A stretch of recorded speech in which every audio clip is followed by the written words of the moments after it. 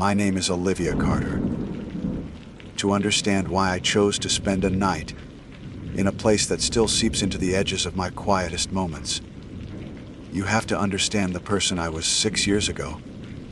I was 24, living in a city that never slept, working a graphic design job that felt like it was slowly draining the color from my own life. I craved authenticity, a raw and unfiltered experience that would scar the urban residue from my soul. I had become an avid solo hiker, finding a profound sense of peace in the strenuous climb and the silent companionship of ancient trees. The Appalachian Trail was my cathedral, and I was a faithful parishioner. My obsession at the time was urbexing, urban exploration, but for me, it was rural exploration. I sought out abandoned places, forgotten homesteads, and derelict structures hidden deep in the wilderness. I wasn't a vandal or a thrill seeker in the traditional sense. I was a historian of the lost, fascinated by the stories these places held. I'd spend hours poring over old topographical maps and forestry records, searching for those tiny squares that marked a fire tower, a ranger cabin, or a long disused shelter. Most were gone, reclaimed by the relentless green tide of the forest. But some remained. That's how I found her, the Black Ridge Fire Tower. It wasn't on any modern maps, and the trail leading to it had been officially decommissioned for at least 30 years. According to a 1960s Forestry Service log I found digitized in an online archive, it was a steel frame tower with a 14x14-foot cabin on top, decommissioned due to the high cost of maintenance and the increased use of aerial surveillance for spotting fires. It was perfect, remote, forgotten, and perched on a ridge that promised a sunrise that could change a person's life. The plan was simple: a 2-day trip. Hike in, spend the night in the tower cabin, and hike out the next morning. A test of my skills and a perfect escape. I told my roommate I was going camping near the Shenandoah Valley, a white lie to prevent a lecture on the dangers of solo hiking to off-grid locations. I packed my 65-liter pack with meticulous care. Tent escabeaux in case the tower was inaccessible. Sleeping bag, water filter food for 2 days, a first aid kit, and a heavy-duty headlamp. I felt prepared. I felt invincible. The drive to the trailhead was the first sign that this trip was different. The paved road gave way to gravel, which in turn dissolved into a rutted dirt track that scraped the undercarriage of my sedan. I had to park nearly 2 miles from where the old trail was supposed to begin, adding a significant chunk to my hike. The air here was different, heavy and still, the usual forest chorus of birds and insects strangely muted. A thick canopy of oak and hickory trees blocked out the sun, plunging the forest floor into a perpetual twilight. Finding the old trail was a challenge. It was little more than a whisper of a path, a slight depression in the earth, choked with decades of fallen leaves. The trail markers, faint blue blazes on the trees, were peeling and faded, like ghosts of a warning.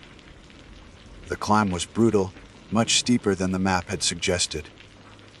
The forest grew denser, the trees crowding in on the path, their branches seeming to claw at my pack and clothes. Several times, I had the distinct, prickling sensation of being watched. I'd stop, my heart hammering against my ribs, and scan the silent woods around me. I saw nothing but the endless sea of trees, the dappled, shifting shadows. I told myself it was just my city, frayed nerves, the natural reaction to true isolation. But the feeling lingered, a cold weight in the pit of my stomach. After nearly 5 hours of grueling hiking, I saw it. Through a break in the trees, a skeletal finger of rusted steel clawing at the sky. The Black Ridge Fire Tower. It stood in a small, circular clearing. The ground around it a mat of pine needles and weeds. It was taller than I'd imagined, maybe 70 feet high, a lattice of corroded metal that groaned softly in the wind. The stairs, a terrifying, narrow switchback of grated metal, clung to the side of the structure. The first few steps were missing entirely, forcing me to haul myself up onto the landing with my pack still on, a clumsy and dangerous maneuver. With each step I climbed, the wind grew stronger, whistling a mournful tune through the steel beams. The metal stairs shuddered and creaked under my weight, and I kept my eyes locked on the step in front of me, not daring to look down. Finally, I reached the top platform and the cabin. The door hung ajar, held by a single, rusted hinge. I pushed it open, and the screech of metal on metal echoed across the silent ridge. The inside of the cabin was a time capsule of decay. A thick layer of dust and grime covered everything. A simple metal frame cot was pushed against one wall, its mattress ripped open, yellowed stuffing spilling onto the floor. In the center of the room was a circular table with a map of the surrounding area bolted to its surface. The map was a relic, showing landmarks and names I didn't recognize. The glass of the windows was gone, leaving gaping holes that looked out over the vast, rolling expanse of the Appalachians. The view was breathtaking, a 360-degree panorama of green mountains fading into a hazy blue distance. For a moment, the unease I'd felt on the trail melted away, replaced by a wave of triumphant awe. This was it. This was the authenticity I had been searching for. As the sun began to dip below the horizon, painting the sky in fiery strokes of orange and purple, I set up my small camp. I unrolled my sleeping bag on the floor, deciding it was a better option than the derelict cot. I made a cold meal of trail mix and a protein bar, not wanting to risk an open flame in the dry, windy conditions. The wind was a constant presence, a low moan that vibrated through the tower's frame. Then I saw the radio. It was tucked in a corner, an ancient-looking Bakelite box. Its wires chewed through by rodents, its speaker grill clogged with thick, gray cobwebs. It clearly hadn't worked in decades. A forgotten piece of junk from a bygone era. I gave it a passing glance and thought nothing more of it. Night fell quickly, a thick, starless blanket of black. The world beyond the cabin windows disappeared, leaving only the moaning of the wind and the creaking of the tower. It was a profound, almost oppressive darkness, unlike anything I had ever experienced. I switched on my headlamp, the bright beam cutting a sharp cone of light in the gloom, and settled into my sleeping bag with a book. The familiar words were a comfort, an anchor to the sane, ordinary world. I was deep into a chapter, completely absorbed, when a sudden, harsh burst of static made me jump so violently, I nearly threw my book across the room. My heart exploded in my chest. I froze, every muscle tensed. My breath caught in my throat. The sound had come from the corner, from the radio. Slowly, I turned my head, the beam of my headlamp cutting through the darkness. The radio was humming. A low, electric thrum that seemed to vibrate in my teeth. It was impossible. The wires were severed. There was no power source. I slid out of my sleeping bag, my bare feet cold on the gritty floor. I crept closer, my movements slow and deliberate, as if approaching a wild animal. The sound was mostly static, a chaotic, crackling hiss. But as I leaned in, my ear just inches from the dusty speaker grill, I could hear something else beneath it. A faint, rhythmic sound, struggling to push through the noise. It took me a long, terrifying minute to identify it, to piece together the sound from the static lace fragments. It was breathing. Slow, wet, and ragged. Like the sound of a diver desperately trying to draw air through a water-filled snorkel. A sound that was both intimately biological and horribly, fundamentally wrong. And it was coming from the dead radio. I recoiled from the radio as if it were a venomous snake, scrambling backward on my hands and feet until my back hit the cold metal wall of the cabin. My mind was a frantic storm of denial. It was the wind. It had to be the wind, whistling through a crack in the bakelite casing, creating a sound that my terrified brain was misinterpreting as breathing. It was auditory pareidolia, the same phenomenon that makes people hear voices in static. I was isolated, sleep deprived, and on edge. It was a perfectly logical explanation, but the sound was so deliberate, so hideously organic. In out. A wet, sticky cadence that spoke of fluid-filled lungs. My headlamp beam trembled, dancing across the grimy interior of the cabin. My gaze darted from the gaping, black rectangles of the windows to the groaning door, then back to the radio in the corner. The humming continued, a low-frequency vibration that I could feel in the floorboards, and beneath it, the breathing. Ha! It didn't stop. It didn't change its rhythm. A machine of flesh, broadcasting its own grim function from a dead transmitter. I had to stop it. The thought was a primal scream in my head. I grabbed the heaviest thing I could find, a thick, hardback book I'd brought with me, and lurched to my feet. My plan was simple and savagey: smash the damned thing to pieces.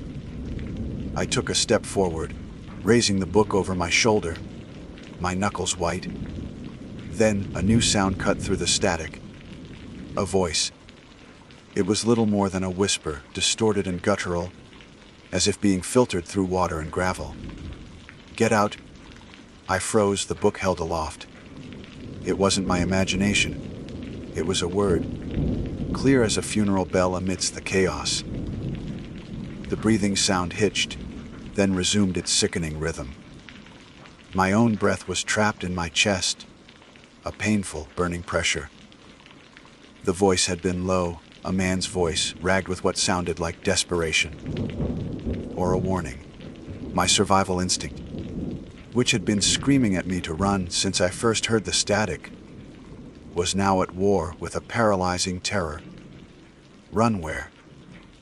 Down 70 feet of rickety, open-air stairs in the pitch-black darkness with that thing whispering from the radio.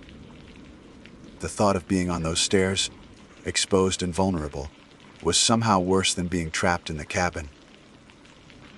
At least here, there were walls. She's still here. The voice rasped again, this time with a note of something that sounded like fear. She? Who was she? A cold dread, far deeper and more potent than simple fear, began to seep into my bones. This wasn't just a random haunting. This was a story I had stumbled into the middle of. Suddenly, a loud seal-ang echoed from below, so violent and sharp it made me cry out. It was the sound of metal striking metal. It came from outside, from the stairs. My headlamp beam shot towards the door, which was still hanging slightly ajar.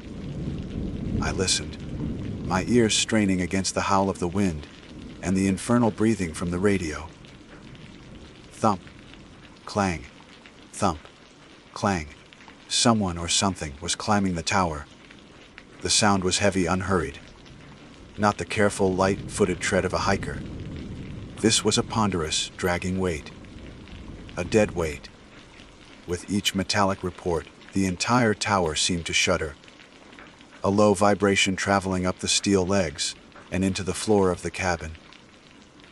Panic, pure and undiluted, finally broke through my paralysis. I scrambled to the door and slammed it shut. The rusted hinge screamed in protest. There was no lock. Of course, there was no lock. I looked around wildly, my light flashing over the cot, the table, my pack. My eyes landed on the heavy, bolted-down map table in the center of the room. It was immovable. I was trapped. Thump. Clang. Closer now. Maybe halfway up. My mind raced. I couldn't go down. I couldn't stay here. The open windows became gaping maws, promising a fatal fall onto the rocks below. The breathing from the radio continued its relentless count, a deathbed metronome.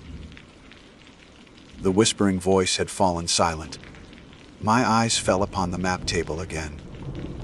The map, a faded topographical chart of the area, was covered in a fine layer of dust.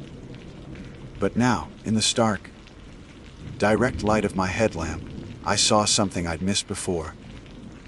Scratched into the dusty surface, right next to the circle that marked the tower's location, were words. They were faint, written in a shaky, desperate hand. It's the singing. Don't listen to the singing. And below that, a series of hash marks, like a prisoner counting days. There were dozens of them. Clang. Louder. Near the top. Just 1 or 2 flights of stairs to go. My heart was a wild bird beating itself to death against my ribs. Singing. What singing? All I could hear was the wind and the breathing and the horrifying climb of whatever was coming for me. I backed away from the door, pressing myself into the far corner, next to the cot. I tried to make myself small, to disappear into the shadows. That's when I saw the book. It was a small, leather-bound logbook, tucked deep into the torn out stuffing of the cot's mattress, as if someone had tried to hide it. My hands shook so badly I could barely grasp it. I pulled it free. It was a standard issue Forestry Service log, dated 1962. I flipped it open. The first several pages were filled with mundane entries in neat, looping cursive. Weather observations, supply lists, notes on animal sightings. The ranger's name was Thomas Miller. Then the handwriting began to change. It grew more frantic, more jagged. The entries became shorter, more erratic. October 12th, wind won't stop. Sounds like a woman crying. October 15th, saw her again by the tree line at dusk. Just a shape. Gone when I looked back. Not a bear. October 18th, the radio is acting up, picking up strange signals at night. Sounds like music. Old music. October 21st, it's singing. Comes from the woods when the fog rolls in. A lullaby. Makes my head feel full of cotton. I woke up on the floor this morning. Don't remember falling asleep. Thump. Clang. The sound was right outside now, on the platform just beyond the door. A heavy final thud, and then silence. The climbing had stopped. I held my breath, listening. The only sounds were the wind, the breathing from the radio, and the frantic pounding of my own blood in my ears. I kept reading, my eyes flying across the page. October 24th, I know she's the one singing. I see her face in my dreams. She wants me to come down. She says it's safe in the woods. She says it's warm. October 26th, I can't leave. The stairs aren't safe. I saw her at the bottom, looking up, waiting. I'm going to board up the door. I can't let the singing in. The final entry was barely legible, a desperate scrawl that tore through the paper. She's on the stairs. The radio told me. It's not a warning. It's her husband. He's trying to get to her. He can't climb. He can only drag himself up. He died in the woods looking for her. He breathes through the radio. He's trying to warn me, but he's too late. She's right outside the door. Oh God, the singing is so beautiful. The rest of the page was blank. A low scratching sound started at the door. A slow, deliberate scrape, like fingernails dragging down wood. It moved from the top of the door to the bottom, then started back up again. And then I heard it. Faintly at first, woven into the sound of the wind, but growing clearer with every passing second. A woman's voice, humming a soft, sweet, simple tune. A lullaby. It was the most beautiful, enchanting, and utterly terrifying sound I had ever heard. It seemed to bypass my ears and sink directly into my skull, making my thoughts feel slow and syrupy. The terror began to fade, replaced by a strange, drowsy sense of calm. The scratching at the door stopped. The breathing from the radio stopped. There was only the wind and the beautiful, beautiful singing. My thoughts became a murky, stagnant pool. The song. It wasn't just a sound heard by the ears. It was a sensation that seeped into every fiber of my being. A warmth that spread from my chest to my limbs, melting the rigid crust of fear into a strange serenity. The wordless lullaby was actually beautiful. It spoke of summer nights, of meadows full of fireflies, of the safety of a mother's embrace. Memories that weren't my own bloomed. In my mind, an image of a small log cabin with smoke curling from its chimney. A woman humming as she mended clothes by a warm hearth. I felt a gentle pull toward the closed door. Not a command, but a soft invitation. The idea that opening it, that hearing the song more clearly, that getting closer to the beauty, began to take root in my mind. The terror that had my heart hammering moments before now seemed distant and absurd. Why would I be afraid of something so beautiful? I got to my feet slowly, my legs heavy and sluggish, as if moving through a dream. The beam from my headlamp trembled and fell upon the map table. Thomas Miller's desperate scrawl flashed into view. Don't listen to the singing. The warning was a faint whisper in my mind, nearly drowned out by the symphony swelling around me. Her husband's voice, the wet, ragged breathing from the radio. He was trying to warn me. He died in the woods looking for her. He was bound to this place just like her. But his bond was a warning. Hers was a lure. The thought was a splash of ice water.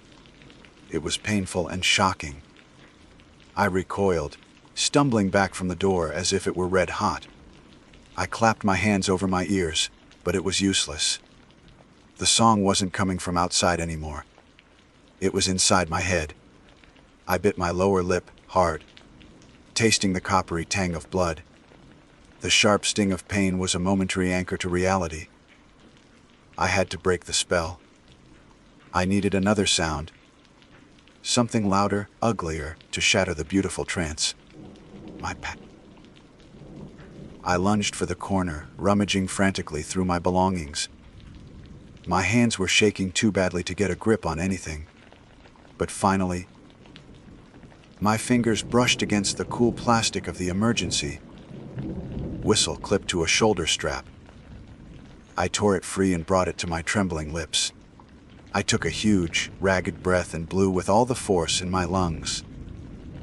A shrill, piercing shriek tore through the cabin's serene atmosphere.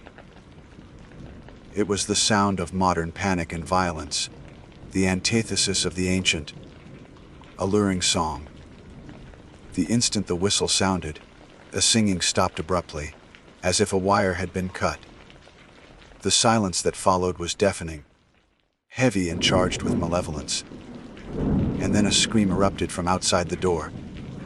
It was not a human sound. It was a high-pitched, furious screech of a thing that had been robbed of its prey. A deafening bang hit the door, like a heavy sack of sand being thrown against it. The old wood bowed inward, and I saw a crack splinter along the frame. Bang! Another one, harder this time. The rusted hinge groaned in protest. It was going to give way. I had no choice. I glanced at one of the open windows. 70 feet to the rocks below. A certain death. But staying here was also a certain death. but maybe not. I ran to the corner, grabbing my sleeping bag and the 50-foot rope I always carried for emergencies. I worked with a speed born of pure adrenaline. I tied one end of the rope to the leg of a down map table. I'd tested it. It wouldn't budge. I tossed the other end out the window, where it disappeared into the darkness below. Hick! A splintering sound from the door. I glanced over and saw a pale face in the crack. A woman's face. But it was twisted in such rage that it was barely human. Her eyes were empty black pits, her mouth open in a silent scream. I didn't wait. I swung myself out the window, my back to the terrifying blackness below. My feet scrambled for purchase on the narrow, rusted ledge. A gust of wind slammed into me, nearly throwing me off balance. I gripped the rope, my knuckles white, and began to rappel down. Darkness enveloped me. I could see nothing but the nearby steel frame of the tower, a faint silhouette against the slightly lightening sky. My hands burned from the friction of the rope, but I didn't dare slow down. I heard the sound of splintering wood from above, followed by that enraged shriek echoing across the valley. I descended. 20 feet, 30 feet. Then I heard a new sound, one that froze my blood. It was the familiar thump clang, the sound of a dead weight being dragged. But this time, it was coming down. I looked up and saw a large shadow appear at the edge of the top platform. It was crawling over the side, beginning to move down the stairs not far from me. It was the husband, his broken form, coming for his wife. I descended faster, my panic making me clumsy.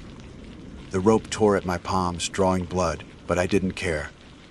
I had to get to the ground. Finally, my feet hit solid earth. I collapsed in a heap, letting go of the rope with my raw, bleeding hands. I looked back up at the tower. The first light of dawn was breaking, allowing me to see the horrific tableau more clearly. The woman stood in the shattered window, staring down at me with those empty eyes. And the mangled form of her husband was slowly dragging itself down the stairs, less than 30 feet away from me. I scrambled to my feet and I ran. I ran like I have never run before in my life. I didn't bother with the trail. I crashed through the undergrowth, branches whipping at my face and arms, but I felt no pain. Her scream followed me, a sound of loss and hatred that will haunt me for the rest of my days. I don't know how long I ran. Eventually, I stumbled out onto the dirt track that led to my car. I crawled the last few feet on my hands and knees, fumbling in my pocket for my keys with trembling fingers.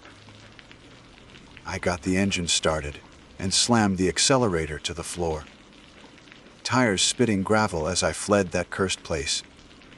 I've never been back to the Appalachian Mountains. It's been 6 years, but that night is still lodged in my memory like a shard of broken glass. Sometimes, on quiet nights, when the wind blows through the window just right, I think I can hear it. A faint, distant lullaby.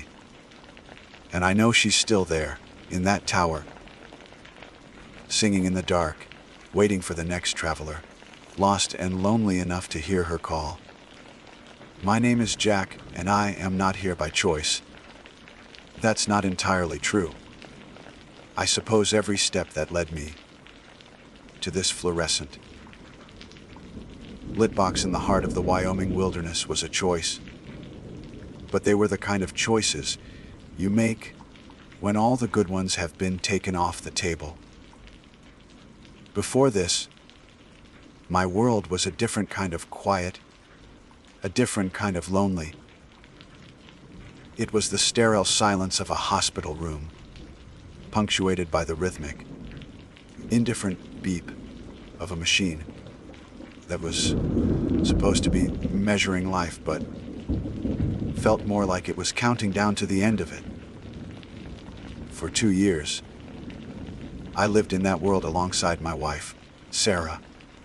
I learned the language of hushed doctor consultations, of sympathetic but useless glances from nurses, of pharmaceutical names I could never properly pronounce, but whose side effects I knew by heart. I learned the particular weight of a single sheet of paper with the word ice printed at the top. When she was gone, the silence changed. It was no longer sterile, it was cavernous. The beeping stopped, but the invoices didn't. They kept coming. A relentless paper tide, threatening to drown what little was left of me. I sold the house we had bought with such naive optimism. I sold the car. I worked 2 jobs, my days a blur of stocking shelves and bussing tables. My nights spent staring at a ceiling that seemed to press down on me, the numbers scrolling behind my eyes like a stock ticker for my own ruin. The debt was a monster of a different sort than the ones you read about in stories. It didn't have fangs or claws. It had interest rates. It had late fees. It had a voice on the other end of the phone that was always polite, always understanding, and utterly implacable. It was a slow, grinding horror that chewed away. That future there was nothing left but a past you couldn't afford, and a present you couldn't bear. So when I saw the ad, it felt less like an opportunity and more like an escape hatch. Night attendant wanted. Remote gas station. Yellowstone area. High compensation for suitable candidate. Isolation required. The pay was absurd. More than I could make in 6 months of my double shift life. The isolation, which would have been a deal breaker for anyone with a life to leave, was the main selling point for me. I wanted to be somewhere the mail couldn't find me, where the phone calls couldn't reach, where the silence was made of trees and stars, not memories and regret. The interview was a brief, impersonal video call with a man from a company I'd never heard of, Yellowstone Perimeter Holdings. He had a flat, emotionless voice and asked no questions about my past. He only cared if I could handle being alone, if I had a clean record, and if I could start immediately.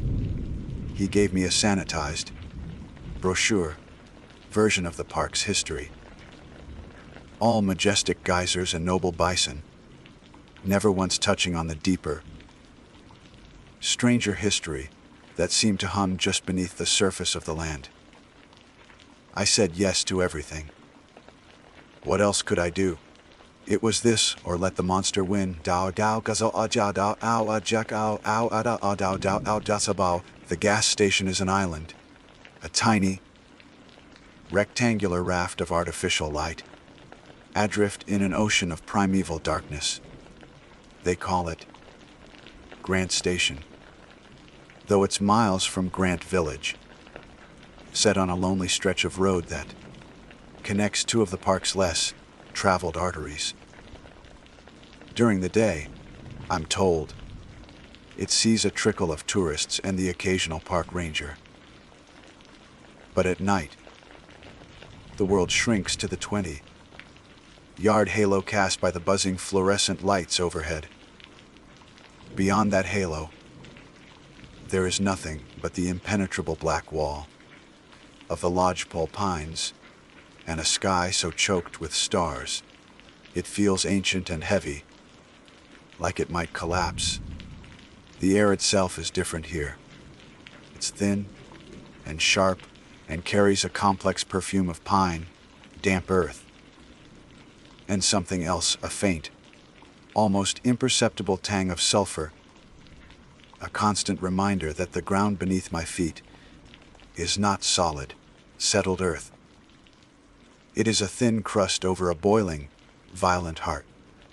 Early explorers called this place Coulter's Hell, and standing here in the dead of night, you understand why. The silence is the most unsettling part. It's not an absence of sound, it's a presence. It's so profound that every tiny noise, the hum of the coolers, the drip of a faucet, the frantic beat of my own heart, feels like a sacrilege. Sometimes the silence is broken by a sound from the deep woods. A branch snapping, a cry that could be an animal or could be something else entirely. My predecessor, a man named Dale, had left in a hurry.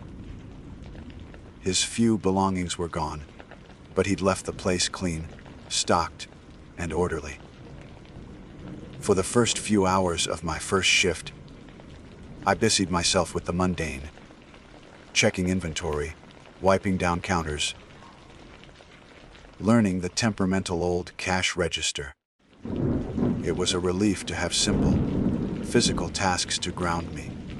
I was trying to convince myself that this was just a job. A weird, isolated, ridiculously well-paying job, but a job nonetheless. It was around 1 a.m. when I found it. I was looking for a roll of paper towels under the main counter, my hand brushing against something taped to the underside of the particle board. I pulled it free. It was a single sheet of paper, laminated and yellowed with age, the text printed from an old dot matrix printer. Taped to it was a handwritten note on a separate, fresher piece of paper. Dale's handwriting was a frantic, spidery scrawl. Jack. It read, my name. The man from the holding company must have told him, "This isn't a joke. Your life isn't worth the paycheck if you don't follow these. I'm sorry. I really am. God help you." My first reaction was a tired, cynical smile. An elaborate prank for the new guy. A classic bit of workplace hazing to break the monotony of a dead-end job. I'd seen it before. But as I read the laminated sheet, the smile faded from my face. The specificity of it, the sheer, unhinged strangeness, sent a cold trickle of unease down my spine. This is what it said: Ra les far, trchit chefatish rayant stat ion 1. The coffee must always be fresh between 200 a.m. and 400 a.m. Never let the pot run dry. You are not making it for customers. 2. If a vintage pickup truck with no headlights pulls in, serve the driver. Do not look him in the eyes. Do not accept his payment. He will pay with something else. His dogs in the back are not dogs. Do not look at them for more than a second. 3. The sound from the lake is just the wind. Do not investigate it. Do not try to record it. It doesn't like being noticed. 4. After a storm, check the roof. If you find a single, large black feather, burn it before sunrise. Do not touch it with your bare hands. 5. Do not harm the ravens. They are the watchers. They will sometimes leave you gifts. On the doorstep, sell rocks, bottle caps. Acknowledge the gift by nodding at them. They are testing you. 6. If a child comes to the door alone after midnight, asking for their mother, do not let them in. They are not lost. Lock the door and ignore the crying. It will stop eventually. The crying is the worst part. 7. Never ever say your full name out loud. 8. If you see a woman in a white dress by the edge of the woods, turn up the lights and play music. Loudly. She is a distraction. The real threat comes from the opposite direction. I read the list 3 times.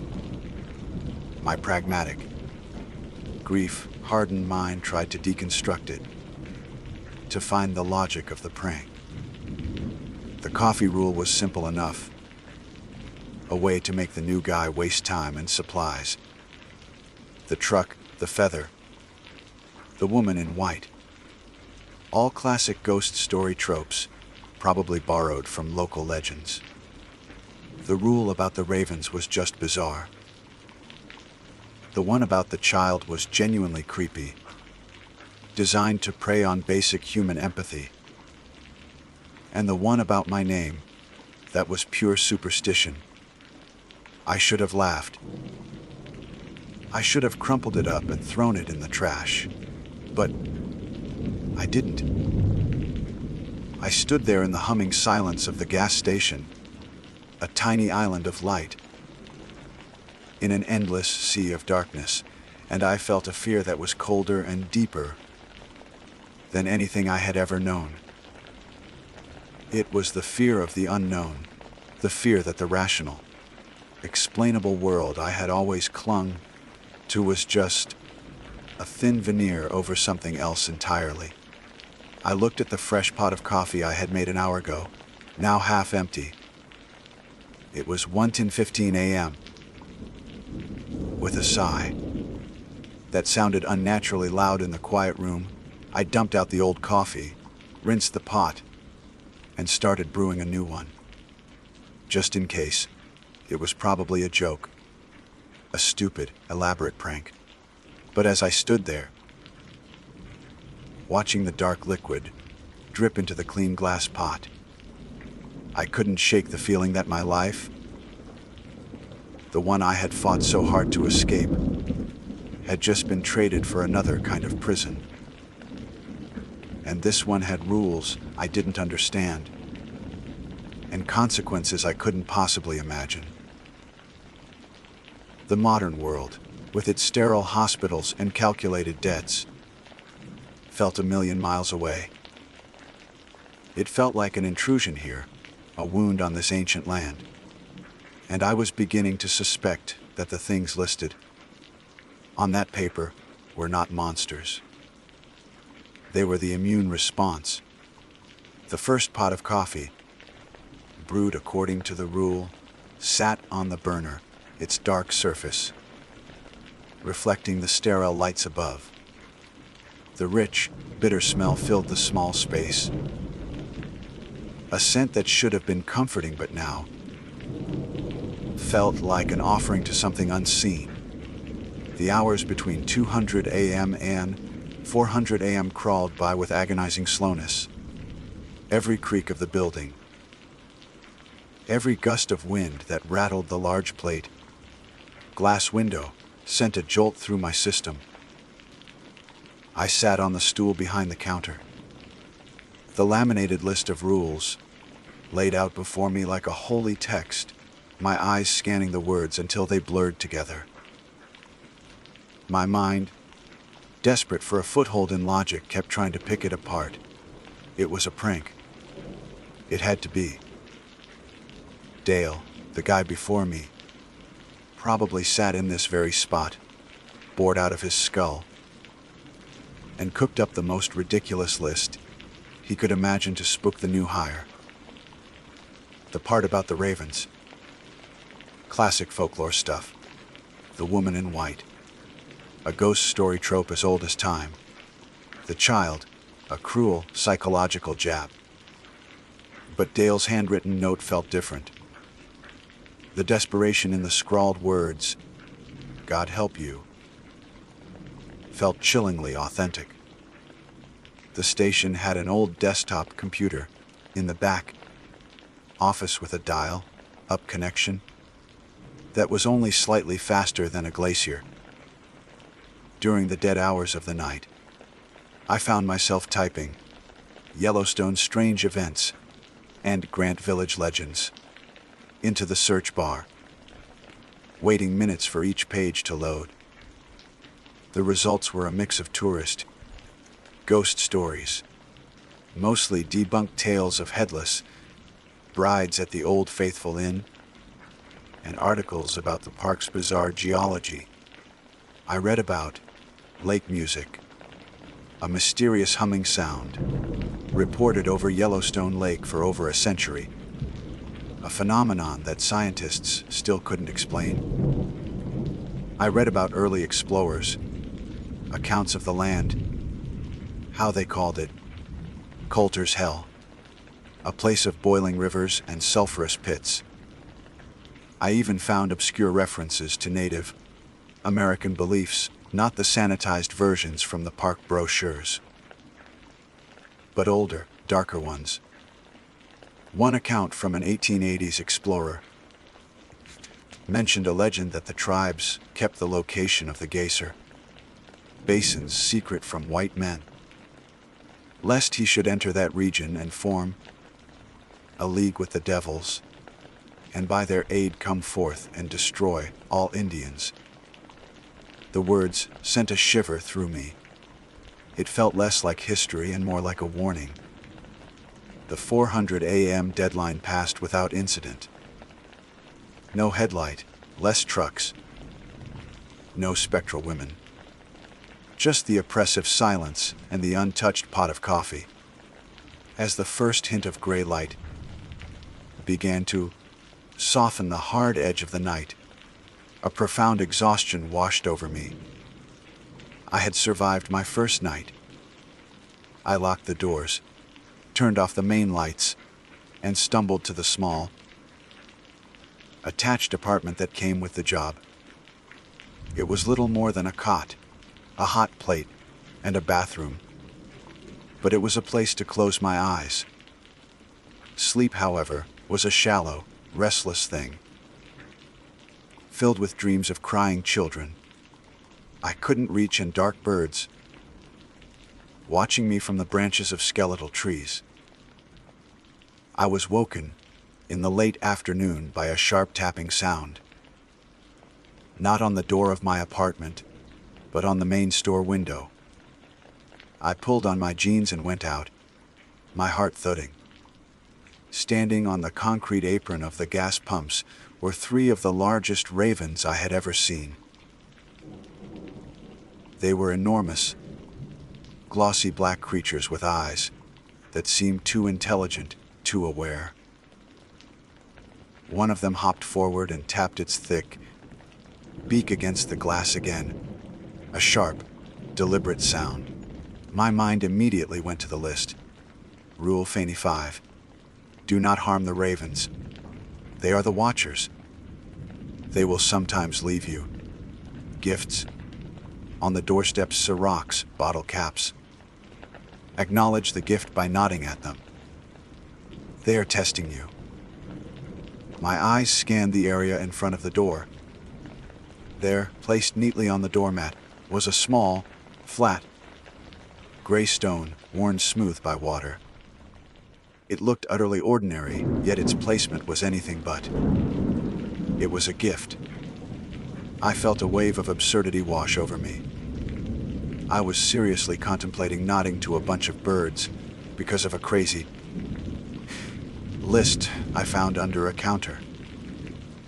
The rational part of my brain screamed at me to ignore them, to shoo them away, to get on with the business of opening up for the day shift change that never came. I was the only employee, but the memory of the oppressive fear from the night before, the weight of the wilderness pressing in, was stronger. Dale's warning echoed in my head. This isn't a joke. Taking a deep breath, I slowly unlocked the door and pushed it open a crack. The 3 ravens watched me, their heads cocked. I looked down at the stone, then back at the lead raven. I gave a short, deliberate nod. For a moment, nothing happened. The birds just stared. Then, the lead raven let out a series of low, guttural croaks. It wasn't the normal caw of a crow or raven. It sounded deeper, more complex, like a language I couldn't understand. Then, as one The three of them spread their massive wings and launched into the air, circling once above the gas station before heading back towards the dense forest. I stood in the doorway for a long time, staring at the spot where they had been. The air felt charged, different. The stone on the mat was no longer just a rock. It was proof. Proof that at least one of the rules was real. And if one was real, then they all could be. The fear I'd felt last night returned, but it was different now. It was no longer a vague, creeping dread of the unknown. It was a sharp, specific terror of the known. Ow, ow, ow, ow, ow, go, ow, ow, ow, ow, ow, ow, ow, ow, ow, ow, ow. The second night was worse than the first. The comforting blanket of skepticism was gone, leaving me raw and exposed. Every shadow seemed to hold a shape. Every sound seemed to have intent. I brewed the coffee at 200 a.m. on the dot, my hands shaking slightly. I kept the lights turned up to their maximum brightness, the glare hurting my eyes, but providing a fragile sense of security. I tried to read a paperback I'd brought, but the words just swam on the page. My attention was fixed on the wall of darkness outside the windows. It was just after midnight when I heard it. A soft, hesitant tapping on the glass of the front door. My blood ran cold. I slowly raised my head from behind the counter, my heart hammering against my ribs. Standing outside, her small form, illuminated by the harsh, fluorescent lights, was a little girl. She couldn't have been more than 7 or 8 years old, with blonde pigtails and wearing a thin, pink nightgown, completely inadequate for the cold Wyoming night. Her face was pale and tear-streaked. Rule Face 6. If a child comes to the door alone after midnight, asking for their mother, do not let them in. They are not lost. Lock the door and ignore the crying. It will stop eventually. The crying is the worst part. Please. Her small voice was muffled by the glass, but I could hear the desperation in it. Please, mister. I can't find my mommy. Every instinct, every fiber of my being, screamed at me to throw the door open and bring her inside. She was just a child, lost, cold, and terrified in the middle of a national park, known for its predators and harsh conditions. This couldn't be one of them. This was real, a real emergency. The rules were for strange, supernatural things, not for a lost little girl. I walked to the door, my hand hovering over the deadbolt. "Where are your parents?" I asked, my voice strained. "Did you wander away from a campsite?" "We were camping." She sobbed, pressing her small hands against the glass. "I had a bad dream and I went for a walk, and now I can't find our tent. Please, it's so cold." My resolve crumbled. This was insane. I couldn't leave a child out there to freeze or be attacked by an animal. Dale had to be wrong about this one. Or maybe this was the test. Maybe the real test was to show compassion. I reached for the lock. My fingers brushed against the cold metal, and a jolt like static electricity shot up my arm. I froze. Dale's words again. The crying is the worst part. Why would he write that? What could be worse than the crying of a lost child? I looked at her again, forcing myself to see past the tears and the pink nightgown. Her eyes, wide and blue, were fixed on mine. There was something in them. An emptiness. a stillness that didn't belong in a frightened child's face. And her nightgown, it was perfectly clean. Not a speck of dirt, not a single pine needle, as if she had just materialized on the concrete instead of walking through the woods. "I'm sorry," I whispered, my voice cracking. I backed away from the door. "I can't open the door." The change was instantaneous and horrifying. The pleading look on her face vanished, replaced by a cold, hard fury. The tears stopped. Her voice, when she spoke again, was no longer the high, pitched plea of a child. It was flat, cold, and ancient. "Let me in." I stumbled backward, my heart seizing in my chest. "No," I managed to choke out. Then the crying started again. But it wasn't the sad, desperate sobbing from before. It was a sound of pure, manufactured misery, designed to claw at the deepest parts of your soul. It was a sound of agony, of pain so profound it felt like it could shatter the glass between us. It vibrated through the floor, through the soles of my feet. I clapped my hands over my ears, but it was useless. The sound was inside my head. It was the sound of every regret I'd ever had, the sound of Sarah's last breath, the sound of my own failure. I scrambled into the back office and slammed the door, pressing my back against it, as if I could physically hold the sound at bay. The crying intensified, morphing into a high-pitched shriek of rage that seemed to shake the very foundations of the building. It was a sound that didn't belong to any human throat, child or adult. It was the sound of something that hated, something that had been denied its prey. I don't know how long I stayed there, huddled on the floor, shaking uncontrollably. It could have been minutes or an hour. But then, as suddenly as it began, it stopped. The silence that rushed back in was more terrifying than the noise had been. It was a dead, empty silence. After what felt like an eternity, I forced myself to my feet and crept back into the main store. I peered through the window. She was gone.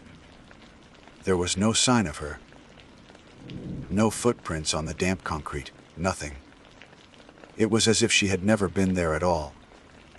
I stood there, bathed in the cold, artificial light of my island, staring out into the absolute, unforgiving darkness of the Yellowstone night. The prank was over. The last of my denial was dead and buried. The rules were not a guide. They were the only thing keeping me alive. And I had a long, long night ahead of me. Sleep was no longer a refuge. It was a battlefield. In the handful of hours I managed to steal between the end of my shift and the relentless afternoon sun, my mind replayed the encounter with the girl. I'd see her tear streaked face morph into that mask of cold fury. Hear that impossible, soul scraping shriek echoing in the hollows of my skull. I'd wake up gasping, my heart trying to batter its way out of my chest, the thin mattress of my cot, soaked in sweat. The fear was a physical presence now, a constant companion. It sat with me while I ate my canned soup. It showered with me. It stared back at me from the mirror with my own hollowed out eyes. The gas station, my supposed sanctuary from the debts and grief of my old life, had become a cage.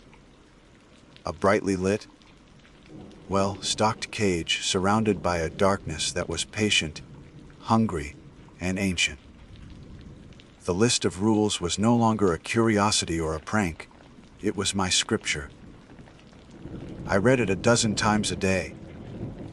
The laminated paper growing soft and worn at the edges from my constant handling. Each rule was a commandment, and the penalty for breaking it was not damnation in some distant afterlife, but immediate, unimaginable horror. My life had shrunk to a series of rituals: brewing the coffee at 2 a.m., keeping the lights bright, scanning the tree line for a woman in white, flinching at every sound from the direction of the lake. The ravens became a strange, unsettling fixture. They would appear most afternoons, 3 of them, landing silently on the asphalt. They never made a sound, just watched me with their intelligent obsidian eyes. I would nod to them through the glass, and they would dip their heads in return before taking flight. They continued to leave their gifts. A few days after the incident with the child, I found a tarnished silver button on the mat, the kind from an old military uniform. Another time, it was a shard of obsidian, sharpened to a razor edge on one side. I never touched them, just acknowledged them with my nod. I didn't know if they were guardians, messengers, or simply observers, but their presence felt like a part of the new, terrifying ecosystem I was trapped in. They were a reminder that I was being watched always. About a week after my encounter with the not child, the sky began to change. The vast, clear blue of a Wyoming afternoon curdled into a bruised, greenish gray. The air grew heavy and still, charged with a palpable electricity. Clouds bowled over the distant peaks of the Absaroka Range. A dark army marching towards my lonely outpost. The storm broke with a sudden, shocking violence. Rain came down not in drops, but in solid, wind-driven sheets that hammered against the windows like fists. Thunder wasn't a distant rumble. It was a physical concussion that shook the building to its foundations, making the cans on the shelves rattle. The lights flickered, died, then came back on with a hum that sounded strained and fearful. I spent the storm huddled in the back office, the list of rules clutched in my hand. My eyes fixed on Rule Y4I. After a storm, check the roof. If you find a single, large black feather, burn it before sunrise. Do not touch it with your bare hands. The storm raged for hours, a primal tantrum of nature. Then, as quickly as it had begun, it passed. The rain stopped. The thunder retreated, grumbling, into the east. A strange, watery moonlight filtered through the clouds, bathing the drenched landscape in a sickly, silver light. The silence that followed was profound, broken only by the dripping of water from the eaves. The rest of the night was agonizingly quiet. No customers, no strange visitors. Just me, the clock, and the dread of what the sunrise would bring. It was around 3:30 a.m. when it appeared. There was no sound of an engine, no crunch of tires on the wet gravel. One moment. The rain-slicked apron in front of the pumps was empty. The next, a truck was there, sitting silently under the buzzing lights, as if it condensed out of the shadows themselves. It was a vintage pickup, a model from the 50s or 60s, its body a patchwork of rust and faded black paint. Its headlights were dark, hollow sockets. Rule F2. If a vintage pickup truck with no headlights pulls in, serve the driver. Do not look him in the eyes. Do not accept his payment. He will pay with something else. His dogs in the back are not dogs. Do not look at them for more than a second. My breath hitched. My hands, slick with sweat, gripped the edge of the counter. The driver's side door creaked open, and a figure emerged. He was tall and gaunt, wrapped in a long, dark duster coat despite the mild night. A wide, brimmed hat shadowed his face, concealing everything from the nose up. He moved with a slow, deliberate grace, his boots making no sound on the wet pavement as he walked towards the door. The bell above the door didn't jingle when he entered. The air grew cold, and a smell filled the station. Damp earth, decay, and something else, something metallic and vaguely sweet, like old blood. "Fill her up," he said. His voice was a dry, rasping whisper, like dead leaves skittering across pavement. "And a carton of Camels." I nodded, my eyes fixed on the scuffed toe of his boot. "Yes, sir," I mumbled, my own voice sounding foreign and thin. I grabbed the gas pump key and moved towards the door, forcing myself to walk slowly, not to run. My entire body screamed at me to look up, to see his face. But Dale's warning and the memory of the little girl's shriek kept my gaze locked on the ground. Outside, the air was thick with his presence. As I walked towards the truck, I risked a glance at the truck bed. Huddled in the back, against the cab, were two shapes.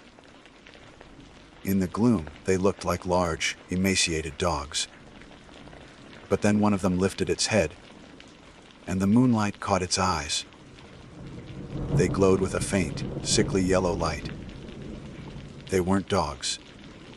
Their bodies were lean and wolf-like, but their backs sloped downwards sharply, like hyenas. Their fur was patchy and black, and their muzzles were too long, filled with too many teeth. They watched me with a terrifying, hungry intelligence. Shunka Warak. And the name surfaced from some forgotten corner of my late night research. A creature from local tribal lore said to steal dogs. I snapped my eyes away, my heart hammering. Do not look at them for more than a second. My hands trembled as I unscrewed the gas cap and inserted the nozzle. The pump clicked and whirred, the numbers on the display spinning. It felt like the most normal sound in the world, and the most insane. When the tank was full, I replaced the nozzle and cap, my movements stiff and robotic. Back inside, the man was waiting at the counter, his back to me, examining a rack of potato chips. I retrieved a carton of Camels from behind the counter and placed it beside the register. He turned, and I quickly looked down at the countertop, my gaze landing on his hands as he reached for the cigarettes. They were long and pale, with dirt caked under the fingernails. Not normal dirt, but a dark, rich soil that looked like it had been scraped from the bottom of a grave. He ignored the cigarettes. Instead, he reached into his duster and placed a heavy object on the counter. It was an old, ornate silver pocket watch. It was tarnished and dented, the glass face cracked. The hands were frozen at 3003. He pushed it towards me. "Keep it," he whispered. I didn't move. Do not accept his payment. But he wasn't offering it as payment. He was giving it to me, or leaving it with me. I didn't know which was worse. He turned and walked out of the station. The bell, again, remained silent. I waited, my body rigid, until I saw the truck pull away, still without a sound. and dissolve back into the impenetrable darkness from which it had come. I was alone again with the watch. It sat on the counter, radiating a palpable cold. I had the overwhelming urge to throw it into the woods, to smash it with a hammer. But I also knew, with a certainty that chilled me to the bone, that it was now my responsibility. I picked it up using a paper towel and dropped it into the cash drawer, burying it beneath the coin tray. The rest of the night was a blur of terror and exhaustion when the first gray fingers of dawn began to probe the sky. A new wave of dread washed over me. The store there, with leaden limbs. I retrieved the old wooden stepladder from the storeroom. I carried it outside into the crisp, clean air of the new day. The world looked freshly washed, innocent. It was. I propped the ladder against the side of the building and began to climb. My head cleared the edge of the roof. The flat, tarred surface was slick with leftover rainwater, reflecting the nascent colors of the sunrise.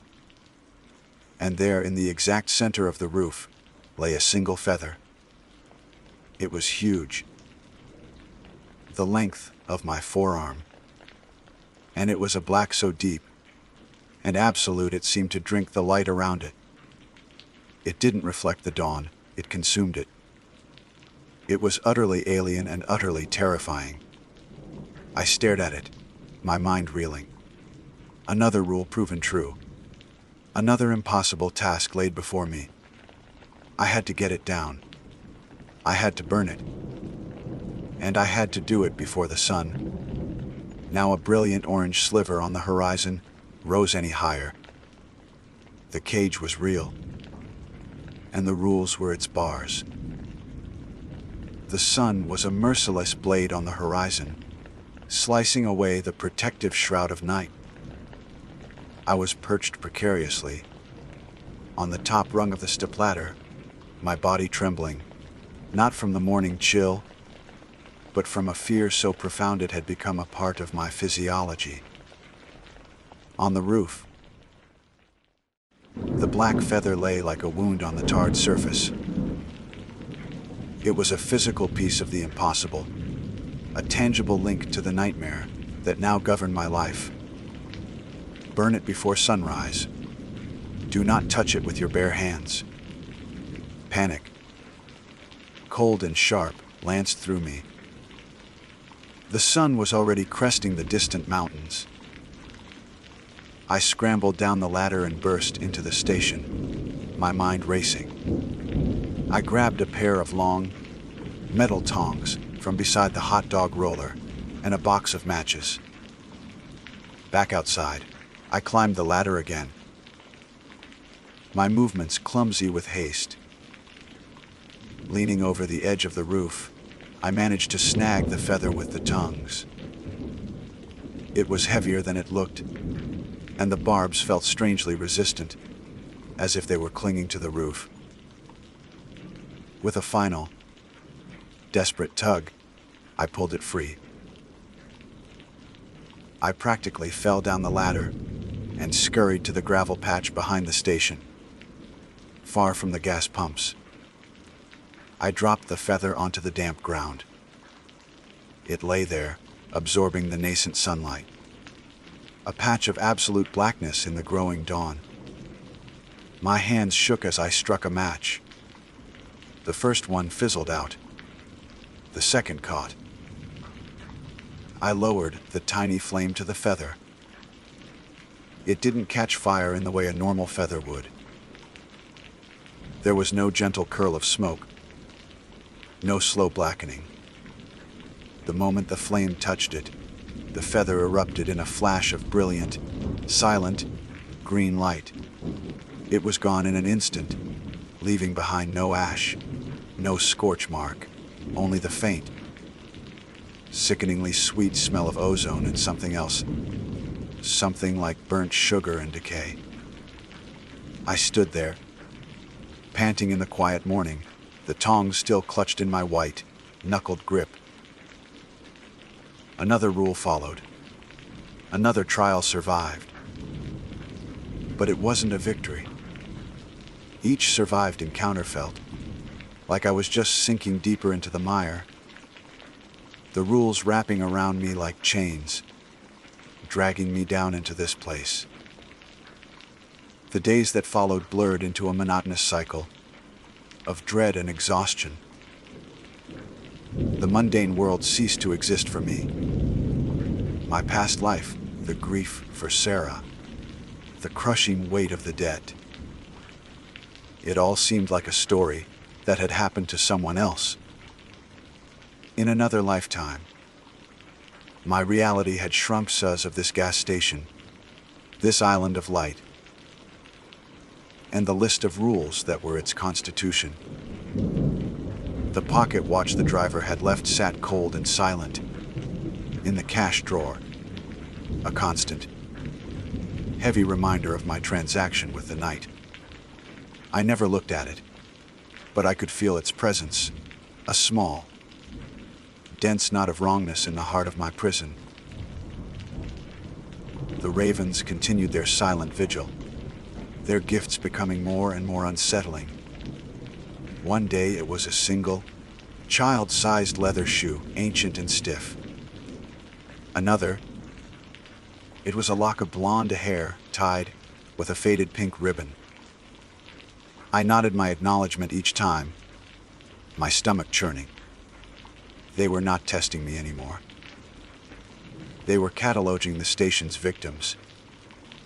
It was on a clear, moonless night, 2 weeks after the storm, that the final rules came into play.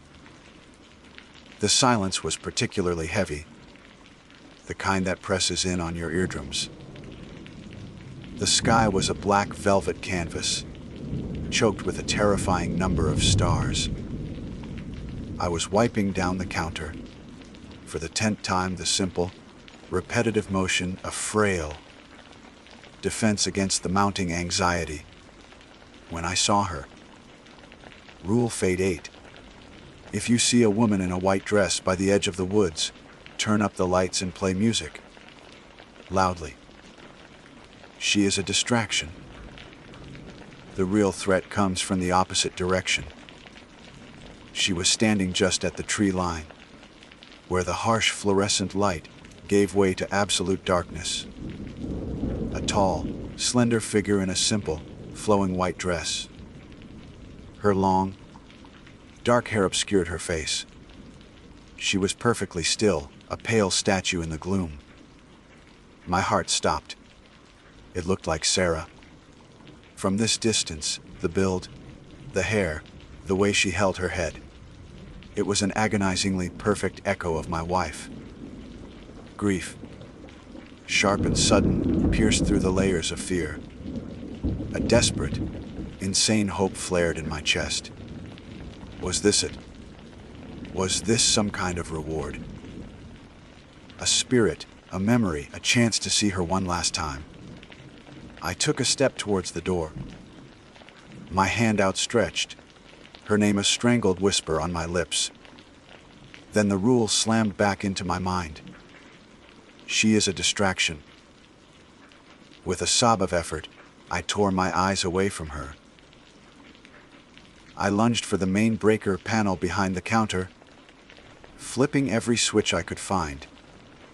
The main lights hummed brighter. A set of powerful floodlights I didn't even know were functional sputtered to life, bathing the entire gas station apron in a stark, unforgiving glare.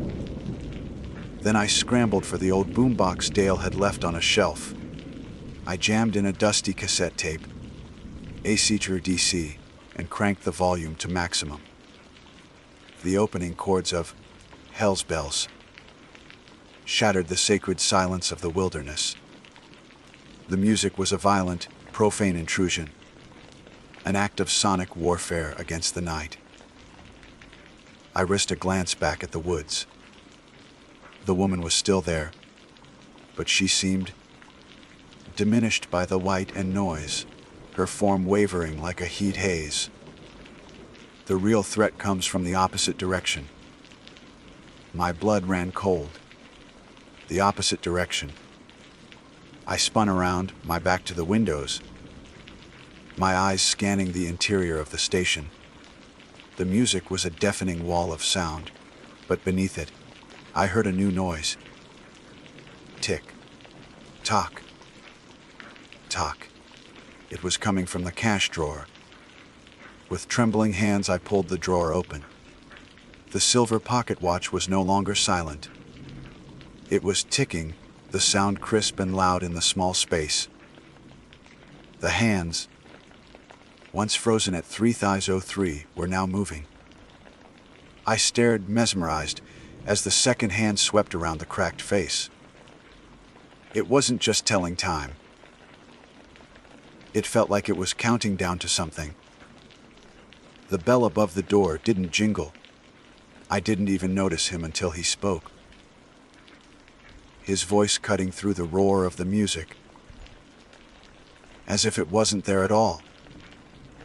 The debt is paid. I looked up. He was standing on the other side of the counter, where I had been moments before. It was the man from the truck, the man in the dark duster and wide, brimmed hat. But this time, his head was raised. There was no face beneath the brim of his hat. Where a face should have been, there was only a swirling vortex of night sky. The same ancient, heavy, star-choked sky that was outside the window. It was a window into a vast and empty cosmos, and I felt my sanity fraying at the edges as I looked into it. His voice wasn't a whisper now. It was the sound of grinding rock, of wind through dead pines, of the immense, patient pressure of the Earth's core. The old debt, he clarified, the star field of his face churning slowly, the one of paper and numbers. It has been settled. He gestured with a long, pale hand towards the laminated list on the counter. A new line of text had appeared at the bottom, printed in the same matrix font as the others. It looked as if it had always been there. 9. You are the night attendant. The position is now filled. Do not attempt to leave. This is not a job, Jack, the entity said, the sound of his voice vibrating in my bones. It is a post, a balance. This place, he gestured to the vast darkness beyond the lights, is a wound. A place where the skin of the world is thin. The rules are not for your protection. They are sutures. They hold things in place. The attendant is the needle. I finally understood. The absurdly high pay, the isolation, the lack of questions about my past.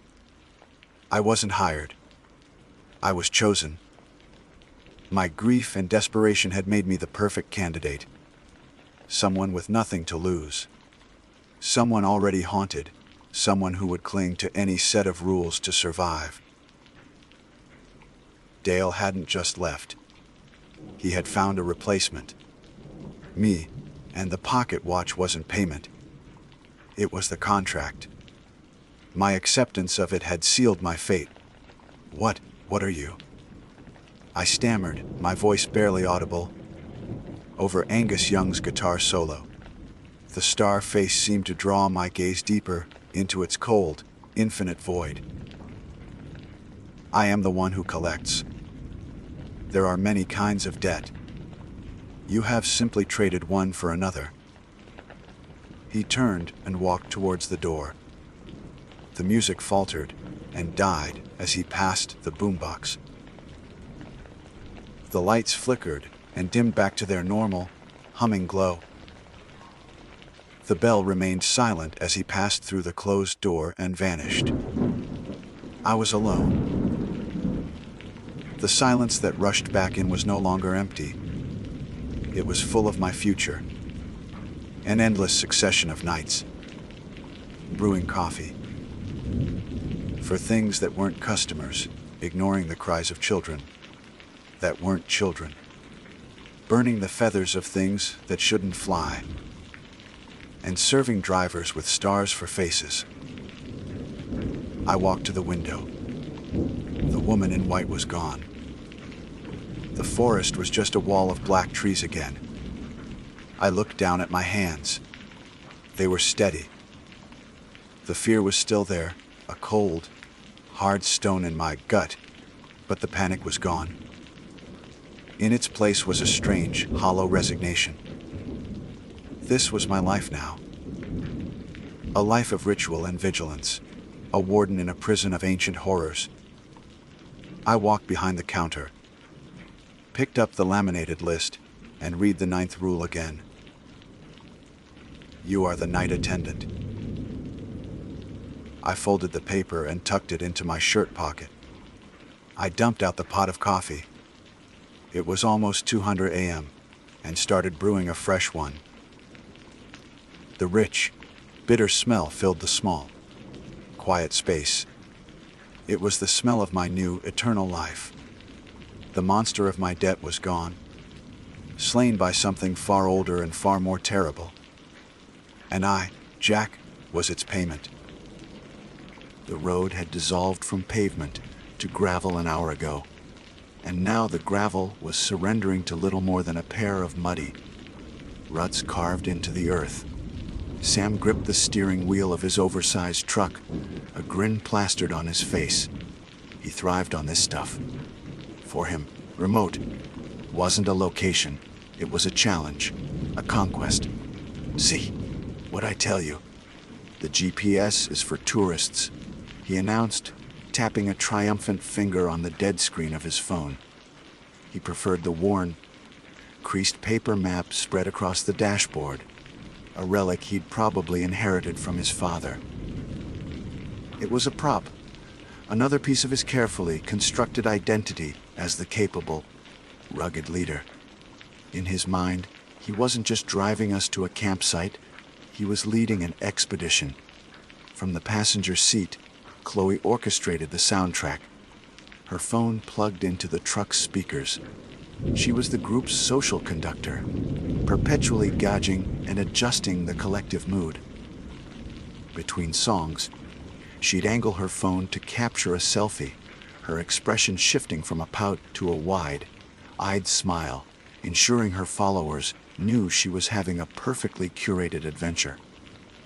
Sam, are we almost there? I'm losing signal, and I need to post this story before it expires. Her anxiety wasn't about being lost. It was about being unseen. In the back, Maya was methodically checking the tension on the straps holding our gear. She was the group's anchor, a quiet force of competence. While Sam planned the grand vision, Maya handled the practical details that would actually keep us alive. The big cooler shifted again, Sam. Take the next turn slower, she said, her voice calm but firm. She didn't ask, she instructed. Her motivation was simple and fierce: keep her people safe. It was a responsibility she had appointed to herself, and one we all implicitly accepted. Beside her, Ben was a boneless slump against the window, lulled into a semi-conscious state by the truck's rocking and the weed he'd smoked at our last gas station stop. Just wake me up when the bears start their welcoming parade, he mumbled, not bothering to open his eyes. Ben's presence was a form of absence, a commitment to non-commitment. He was here to escape, to float through the weekend on a cloud of smoke and sarcasm. And I, Liam, was watching them all. I had my journal open on my lap, though the bumpy ride made writing impossible. I observed. It's what I do. I document, I analyze. I try to understand the intricate machinery of people. I saw Sam's need for control, Chloe's hunger for validation, Maya's quiet burden of responsibility, and Ben's profound desire to feel nothing at all. I saw them as characters, each with their own goals and flaws, moving through a story. I just didn't know it was a horror story yet. The forest we plunged into felt different. Older. It wasn't the friendly, managed wilderness of state parks. The trees, mostly ancient firs and pines, were too tall, their tops lost in a dense canopy that starved the forest floor of light. A deep, unnatural silence pressed in on the truck, broken only by the crunch of our tires. There were no birds, no chattering squirrels. The air itself felt heavy, stagnant, as if it had been trapped here for 1,000 years. It was the kind of quiet that feels like a held breath.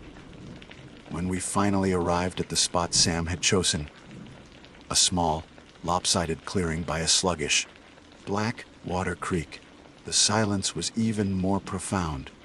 We spilled out of the truck, our voices sounding loud and intrusive. "Home sweet home!" Sam declared, clapping his hands together. "Liam, Ben, get the tents. Maya, you're on fire duty. Chloe, you supervise." Chloe laughed, but I saw her eyes scan the oppressive wall of trees surrounding us. "It's a little creepy, isn't it?" "It's called nature, Chloe," Sam said with a dismissive wave. "This is what it's like when you get away from all the noise." We set to work. It was a familiar rhythm, one we'd performed on a dozen other trips. But something was off. The feeling of being watched was a physical presence, a prickling on the back of my neck. I told myself it was just the unfamiliar setting, my writer's imagination running wild. Then Maya called out, her voice tight. "Hey, guys, come look at this." She was standing by a thick, barked pine at the edge of the clearing. We gathered around. Carved into the wood was a symbol. It was no casual piece of graffiti. The lines were deep and weathered, as if etched into the tree long ago. It depicted a tall, stick, thin figure, its limbs elongated and twisted at impossible angles. Its head was vaguely mammalian but skeletal, with what looked like antlers or sharp branches sprouting from its skull. It was a grotesque effigy of starvation and predation. "What the hell is that?" Chloe whispered, shrinking back. "Probably some old tribal marker," I said, my voice betraying more confidence than I felt. My mind was already racing, trying to place it, to categorize it. It was my defense mechanism, to reduce the unknown to a solvable puzzle. "Looks like the logo for some death metal band," Ben joked, pulling a small pipe from his pocket. "Maybe we stumbled on their secret festival grounds. Forest Fest, I'm into it." Sam scoffed, running a hand over the carving. "It's nothing. Some kids messing around. Don't let it spook you."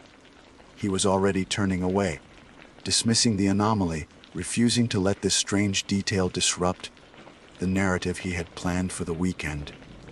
His control was absolute. But as night fell, the darkness seemed to pour out of the trees, swallowing the meager light of our campfire. The air grew cold. Sam's forced cheerfulness began to wear thin as he tried to direct us through campfire songs nobody wanted to sing. Chloe's laughter was a little too loud, a little too brittle. An argument sparked between them over something trivial, whether to tell ghost stories or listen to music. It was a simple disagreement, but it was edged with the day's accumulated tension, a sign of the fractures already forming beneath our familiar dynamic. In the middle of their bickering, a sound cut through the night. Crack. It was the sharp, percussive snap of a heavy branch, coming from the darkness just beyond the ring of firelight. It wasn't the sound of a deer or a raccoon. It sounded heavy, deliberate. Every one of us froze. The argument died on Sam's lips. The forest, which had been unnervingly quiet, now became oppressively silent. The chirping of the crickets, the hum of insects, it had all stopped. It was as if a switch had been flipped. "Who's there?" Sam yelled, grabbing the heavy-duty flashlight from his pack and shining its powerful beam into the black wall of trees. The light revealed nothing but a tangle of trunks and shadows. "Sam!" "Don't," Maya hissed, her hand on his arm. "Be quiet." He shook her off. "It's probably just a bear. We need to make noise, scare it off." He shouted again, his voice cracking slightly. "Hey! Get out of here!" Only silence answered. After a long, tense minute, the crickets slowly, hesitantly, began their chorus again. The moment passed. We tried to laugh it off, to convince ourselves it was nothing, but the easy camaraderie was gone, replaced by a shared, unspoken fear. We retreated to our tents not long after, the mood irrevocably broken. I lay in my sleeping bag for what felt like hours, listening to the sounds of the others settling down. I was the last one awake, my mind replaying the day's strange events. I pulled out my journal, the pen scratching nervously across the page as I tried to impose some kind of order on the creeping dread. That's when I heard it again. Not a crack this time, but a soft, wet, dragging sound. Sh-thump. Sh-thump. It was rhythmic, and it was close. My heart hammered against my ribs. I held my breath, listening. The sound was coming from the direction of our camp kitchen. Cautiously, I unzipped my tent just a crack, peering into the moonlit clearing. One of our large coolers, the one Maya had meticulously tied to a tree to keep it safe from animals, was moving. It was being dragged, slowly and inexorably, toward the tree line. I couldn't see what was pulling it. Whatever it was low to the ground, obscured by the long shadows. I watched, paralyzed, as the cooler disappeared into the darkness. The dragging sound stopped. The clearing was still again. I was about to zip my tent shut, to hide, to pretend I hadn't seen anything, when a new sound reached me. A whisper, carried on the cold night air. It was a perfect, flawless imitation of Chloe's voice, laced with a desperate, pleading terror. "Liam, help me." For a long moment, I didn't move. I couldn't. The whisper hung in the air, a chilling echo that my brain refused to process. It was Chloe's voice, but it was wrong. It was a recording played in the wrong context, a sound stripped of its source. My scholarly mind, my instinct to analyze and deconstruct, was useless. This wasn't a puzzle to be solved. It was a violation. My limbs finally unlocked. With fumbling, trembling hands, I crawled out of my tent and stumbled toward Sam's. "Sam," I hissed, shaking his tent. "Wake up. Something's wrong." He emerged a moment later, groggy and annoyed. "Liam, what the hell? It's the middle of the night. The cooler is gone." I whispered, my voice tight. And I heard Chloe. She was calling for me from the woods. Sam's face hardened. He strode over to Chloe and Maya's tent and ripped the zipper open. Inside, Chloe was stirring, blinking in the sudden intrusion of his flashlight beam. "What's going on?" she asked, her voice thick with sleep. "Were you just outside?" Sam demanded. She stared at him, confused. "No, I was sleeping." "What are you talking about?" Sam turned to me, his expression a mixture of anger and relief. He was seizing on the simplest explanation, the one that restored order and put him back in control. "You were dreaming, Liam. You had a nightmare." "I wasn't," I insisted, my voice rising. "I saw it." Something dragged the cooler into the trees. "Saw what?" He shot back. "A ghost. A monster. Get a grip." "The drag marks," Maya said, her voice cut through our argument. She was already out of the tent, her own flashlight aimed at the ground where the cooler had been. There, in the soft dirt, were two deep parallel gouges leading from the base of the tree straight into the impenetrable darkness of the forest. They weren't the tracks of a bear being clumsy. They were straight, deliberate, as if the heavy object had been pulled by a winch. A schism opened in our small group right then, in the cold, pre-dawn air. It was Sam's determined denial versus Maya's quiet, grim acceptance. He saw a bad dream, she saw the evidence.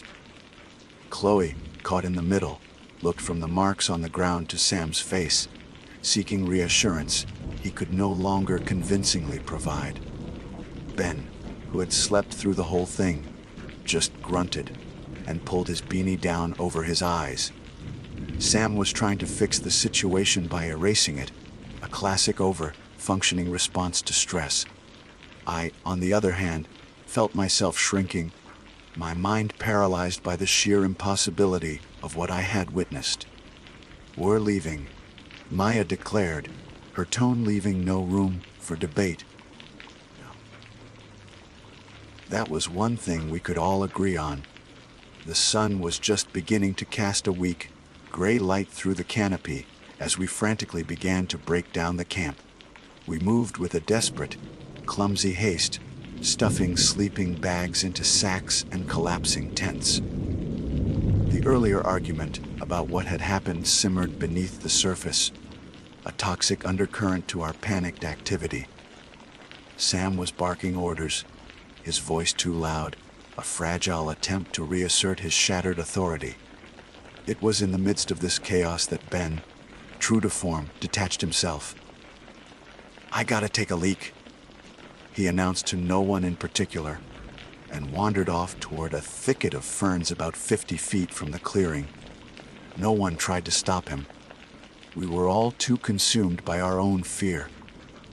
He was gone for maybe 30 seconds. Then came the scream. It wasn't a yell of surprise. It was a wet, choked, gurgling sound that was brutally cut short. It was the sound of a life being violently extinguished. It was followed instantly by a storm of noise from the thicket. A furious, frenzied thrashing, the sound of something immense and powerful tearing through the undergrowth, snapping saplings like twigs. It was a sound of pure, unrestrained violence. For a heartbeat, we were statues, carved from fear. Then the spell broke. "B." Maya screamed, her voice raw with horror.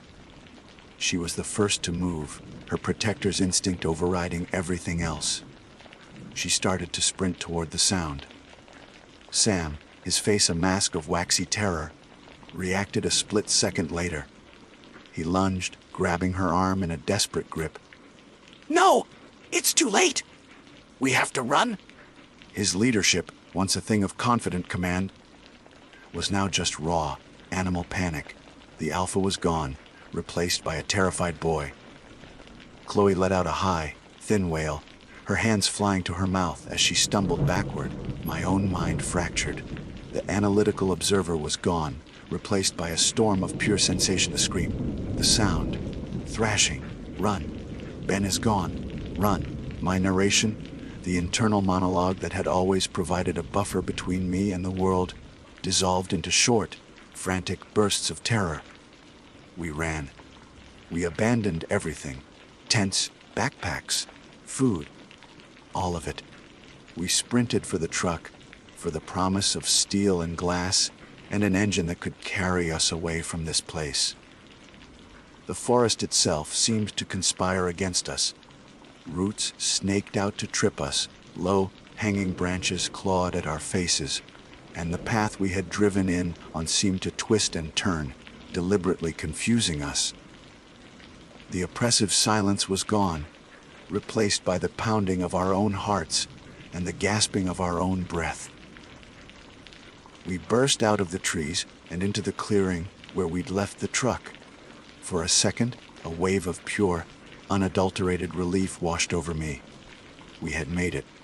Safety was just a few feet away. And then I saw it. The truck was still there, but it was a wreck. All 4 tires were slashed, flattened into the mud.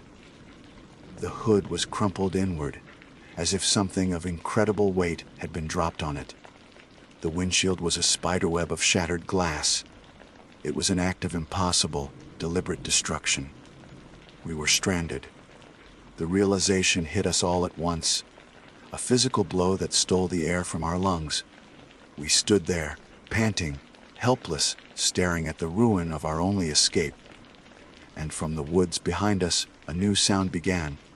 The slow, heavy, deliberate crunch of footsteps on dry leaves. It was getting closer. It was followed by a low, guttural breathing, a rasping sound that seemed to carry with it a foul stench, a smell of damp earth and rotting meat, and a deep, unnatural cold. It wasn't hiding anymore. It wasn't being subtle. It was coming for us. There was no plan. There was only flight. We turned from the wreckage of the truck and plunged back into the woods, running blindly, away from the sound of those approaching footsteps. Panic was our only guide. It was Maya who found the cabin, or what was left of it. We stumbled upon it in a small, overgrown hollow, a dilapidated ranger's hut, its roof sagging and its windows long since shattered. It was little more than a shell, but it had 4 walls and a door that, with some effort, we managed to barricade shut with a rotten table. The entity did not attack, not right away. It was smarter than that. As dusk bled into a deep, starless night, it began its psychological assault. It circled the cabin. We could hear its heavy, rhythmic footsteps, a constant, tormenting patrol. Crunch, pause, crunch. The sound was a form of torture, a promise of violence that stretched our nerves to their breaking point. Inside that single, claustrophobic room, our fragile alliance began to rot from the inside out. Maya, ever the pragmatist, was trying to shore up our defenses, jamming broken floorboards into the window frames. Her movements were sharp, efficient, but her face was a tight mask of strain. Sam had completely collapsed. The confident leader was gone, replaced by a sullen, hollow-eyed shell of a man who sat huddled in a corner, rocking back and forth, muttering to himself. He was useless. Chloe was a wreck, her sobs punctuated by fits of shivering. She clung to me, her grip like a vice, as if my physical presence could somehow ward off the horror outside. And me.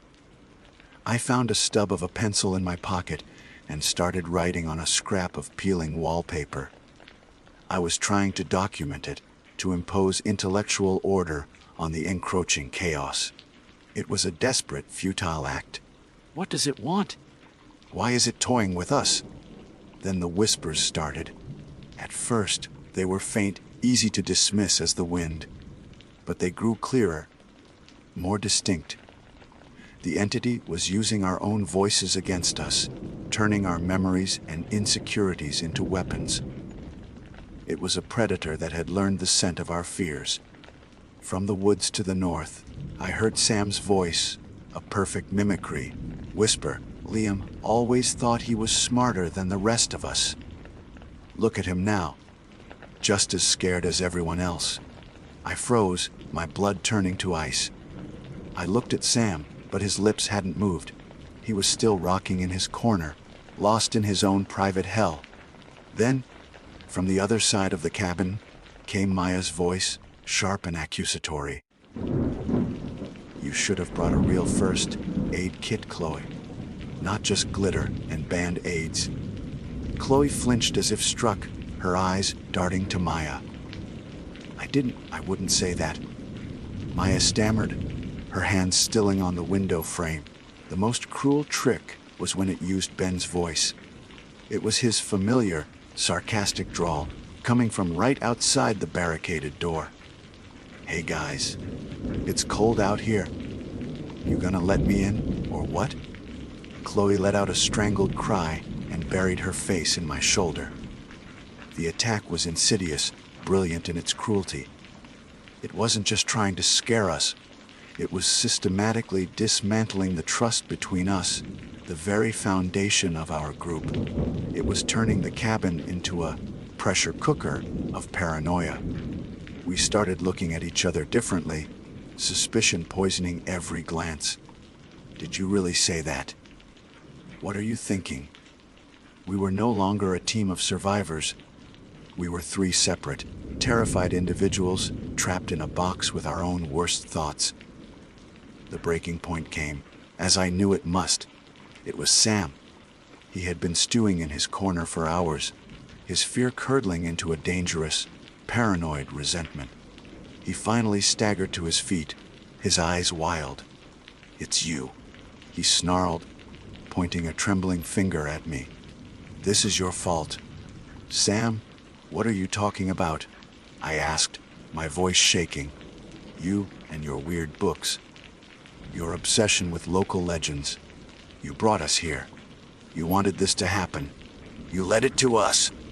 It was insane, a desperate fiction spun from terror. But in that moment, the entity provided the perfect piece of corroborating evidence. A loud, violent scratching erupted from the wall directly behind me. It was a red herring, a masterfully timed piece of misdirection. See, Sam shrieked. it's after you. "It wants you?" Before I or Maya could react, he lunged. But he wasn't lunging at me. He was lunging at Chloe. He grabbed her by the arm, his face a grotesque mask of self-preservation. "If it wants one of us, it can have her," he screamed, dragging her toward the door. "Give it what it wants, and maybe it will leave us alone." He was trying to unbarricade the door, to throw her out into the darkness. The true monster wasn't outside anymore. It was in the room with us. It was Sam. Maya screamed his name and threw herself at him, trying to pull him off Chloe. They crashed against the flimsy wall, a tangle of limbs and desperate cries. I was frozen, watching the complete and utter collapse of our humanity. The jock, the protector, the socialite, our archetypes had dissolved into something primal, the predator and the prey. Sam, stronger and fueled by a madman's terror, shoved Maya hard. She stumbled backward, tripping over a loose floorboard. Her head struck the corner of the stone fireplace with a sickening, wet crack. She went down and didn't move. In the sudden, horrified silence, Sam stared at Maya's still form on the floor.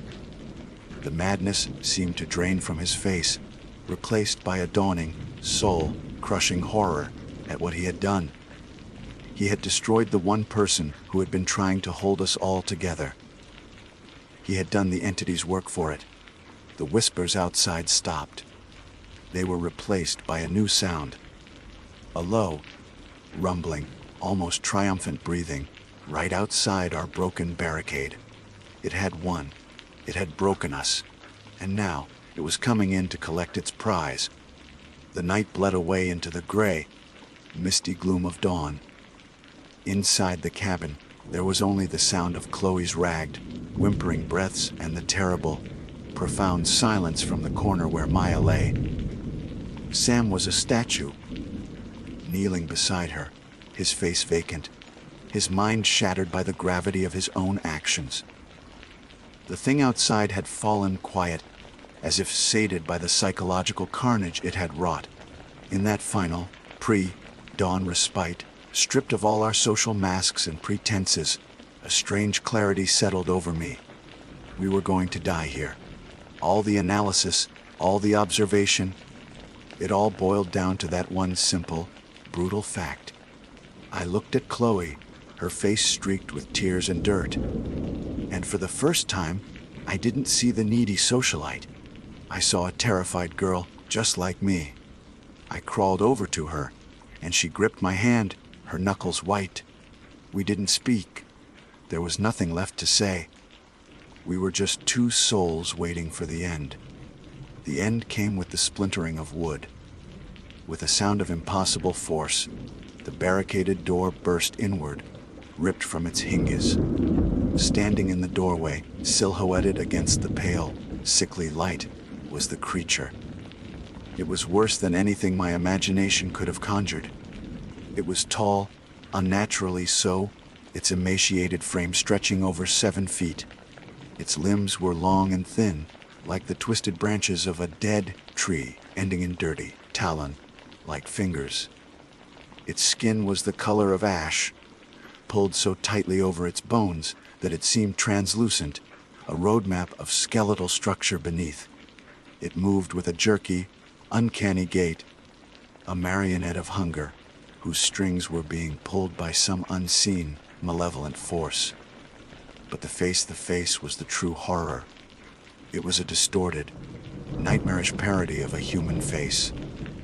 The mouth was a lipless slit, stretched wide in a permanent rictus of starvation. The nose was gone, leaving only 2 dark holes, and its eyes, pushed deep into their sockets, were not the mindless orbs of a beast. They were intelligent. They were cold, ancient, and filled with a bottomless, insatiable hunger, and pinned to the tattered rags hanging from its skeletal frame was a small, faded patch, the logo of the Park Service. This thing had once been a man. Sam finally moved.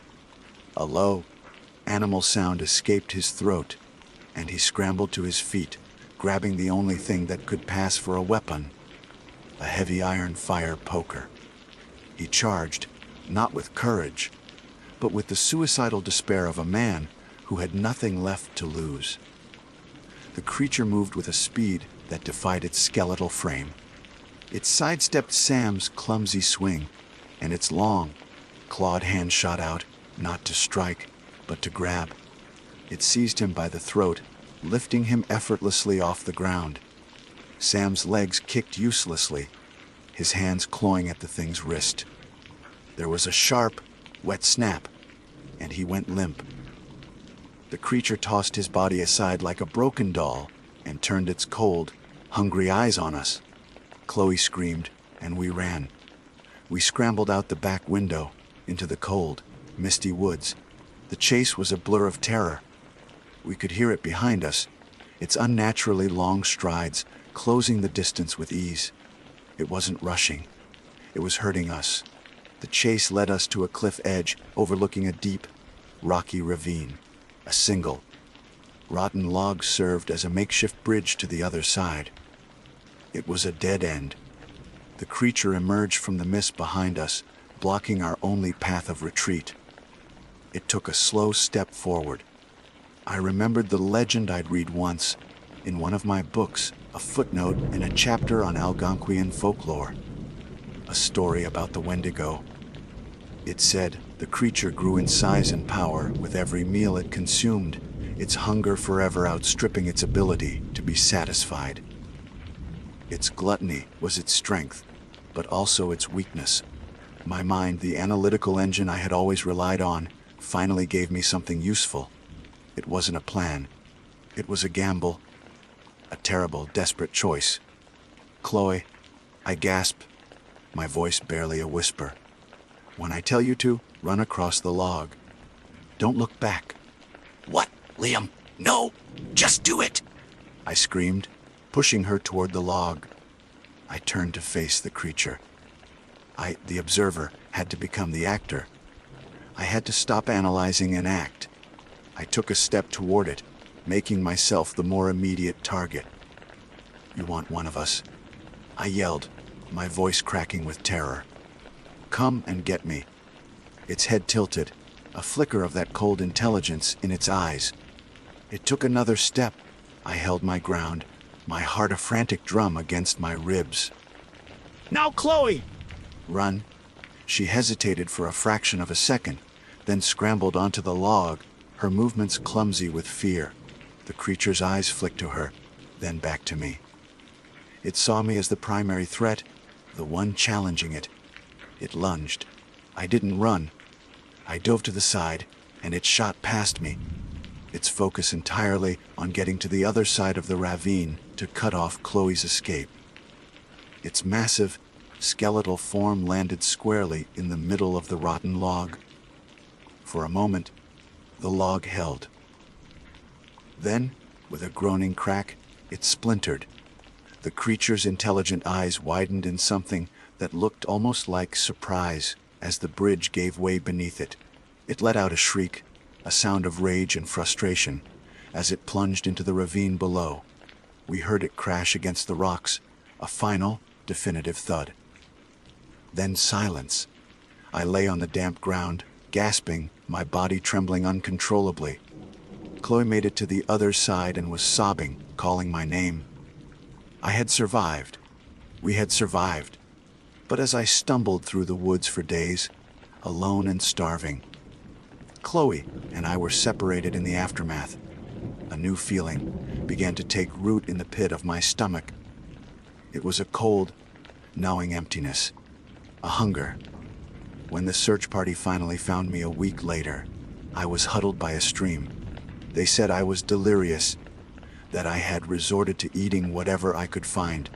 Roots, insects, the raw flesh of a squirrel I'd managed to catch. They took me to a hospital, to a clean, sterile room with white walls. But they don't understand. The hunger didn't go away. It grows stronger every day. Sometimes, when I look in the mirror, the face that stares back isn't my own. The skin seems tighter, my eyes seem darker sunken. I see the face of the creature from the cabin. I feel the cold. I feel the insatiable need. The monster from the woods is dead. But the horror is that it didn't just hunt us. It planted a seed. And now, in the quiet of my own soul, I can feel it starting to grow. The hunger is everything. My name is Samuel Hobbs. For 34 years, I have been a park ranger with the National Park Service. My official designation is Park Ranger GS 0025 Journey Level, with specializations in resource management and visitor protection. For the last 2 decades of my service, I have been stationed in the Great Smoky Mountains National Park, specifically as the Senior Ranger for the Black Balsam Ranger District, a fictional designation I will use to protect the innocent and, perhaps more importantly, to keep the curious away from a place they should never go. In 3 months, I will retire. My career has been, by all official metrics, a successful one. I have planned and directed complex interpretive programs, explaining the delicate ecology of our temperate rainforest to thousands of visitors. I have managed patrols, issued permits, and served as a work leader for countless volunteer projects. I have been, as the Department of the Interior expects, a personable and well-informed ambassador for this land, fostering curiosity and providing educational opportunities for all. That is the public face of my job. My duties in interpretation require me to speak of the park as a sanctuary, a place of pristine, untouched beauty. My duties in visitor protection, however, require me to know the truth. This is the part of my service record that will be commended in a small ceremony where I will be given a plaque and a firm handshake. But there is another part of the job, a part that is never recorded in the official Incident Management Analysis and Reporting System immerse, a part that exists only in worn, leather-bound binders passed from one senior ranger to the next, and in the haunted memories of those who have had to enforce its directives. This is the part of the job that deals with the real reason we have rules out here. And I am writing this now because I cannot, in good conscience, carry the weight of it into my retirement. This is my final report. This is the story of Case File, Fay 24-1138. The weight of the land, a haunted history. To understand what happened, you must first understand the land. The Great Smoky Mountains National Park is not a wilderness. Not really. It is a place with a memory, and like some memories, it bears a grudge. Before this was a park, it was a home. For 1,000 years, the Cherokee lived here, their culture woven into the fabric of the mountains, understanding its rhythms and its spirits. They were followed by European settlers who built communities in the deep coves and on the steep hillsides. They carved out farms, raised families, and buried their dead in this soil for over a century. Cades Cove, Cataloochee, Greenbrier. These weren't just scenic loops, they were living, breathing communities. Then, in the 1920s and 30s, the idea for a national park in the east took hold. Unlike the western parks, which were carved from vast tracts of federally owned land. This park had to be bought, piece by painful piece, from the people who lived here. Over 100 small farms and thousands of people were displaced. The states of North Carolina and Tennessee, backed by a massive $5 million donation from John D. Rockefeller Jr., used the power of eminent domain to seize the land. Some families sold willingly, but many did not. They fought it in court, like John Oliver of Cades Cove, who took his case all the way to the Tennessee Supreme Court and lost.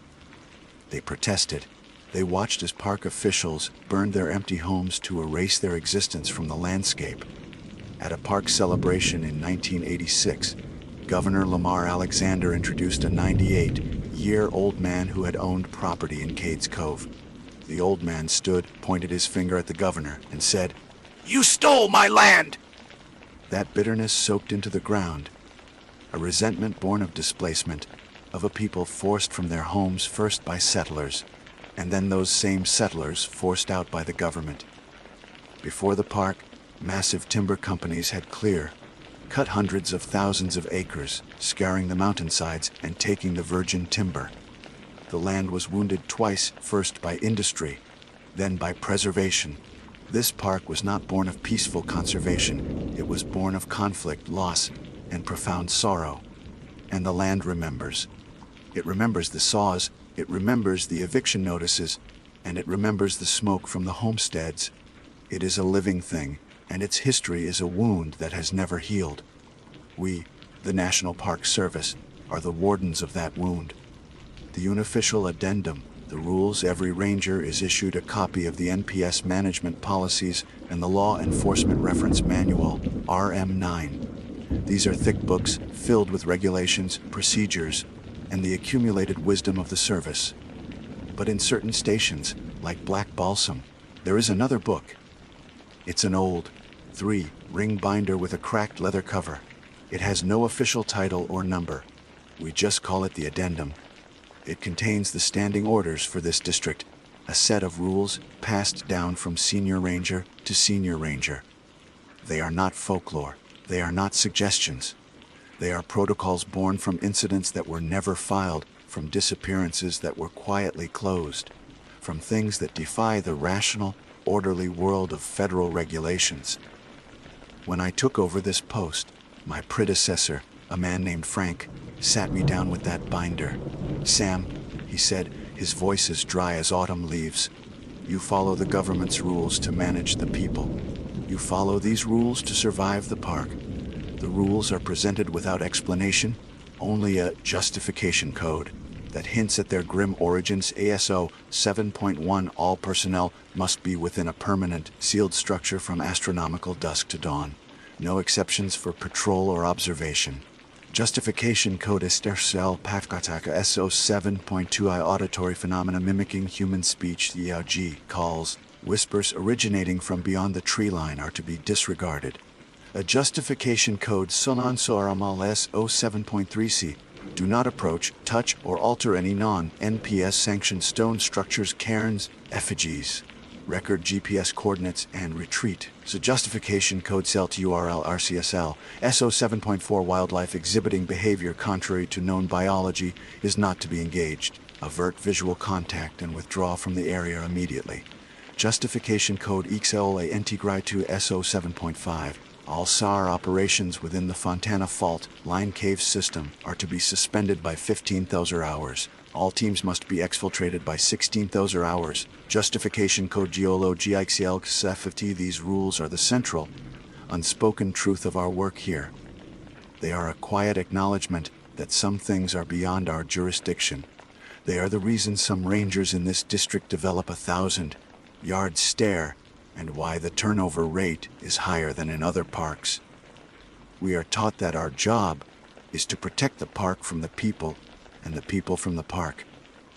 The addendum makes it clear that our primary job is to protect people from what is in the park. The inciting incident, case file 241138, on a crisp Tuesday morning in late September, the call came in. The voice over the radio from dispatch was calm, routine, but the words sent a familiar chill down my spine. A hiker was overdue. His name was Michael Cerrone.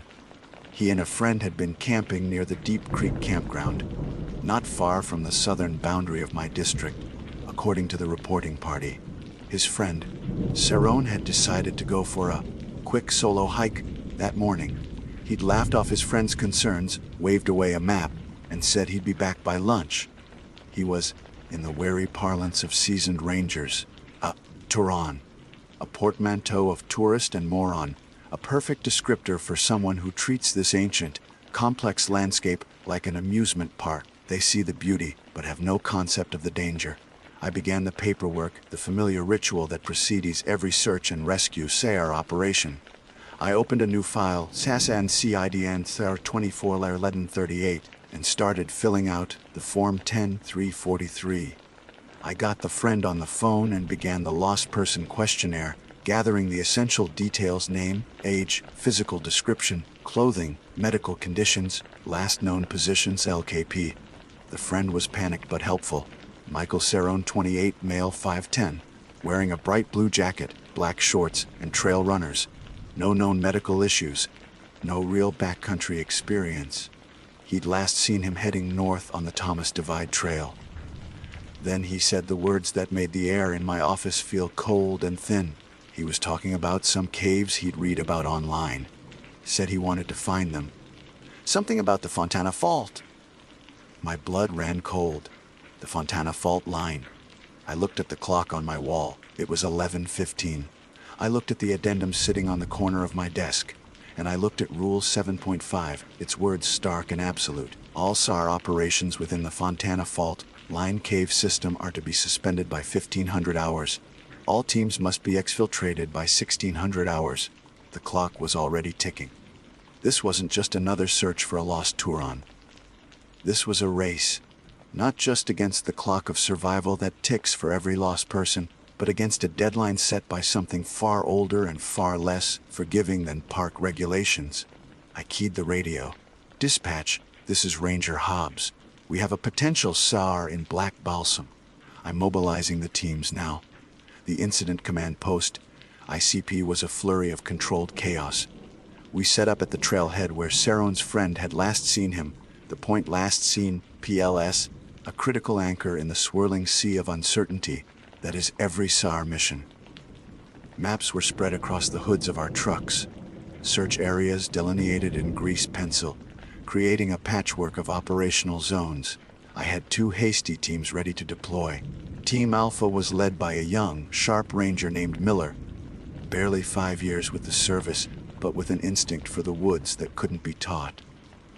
Team Bravo was under the command of a grizzled veteran, Dave, a man who'd been on more of these searches than he could count, and whose face was a roadmap of worry lines. "All right, listen up," I said, my voice sharp, cutting through the low murmur of radio checks and gear prep.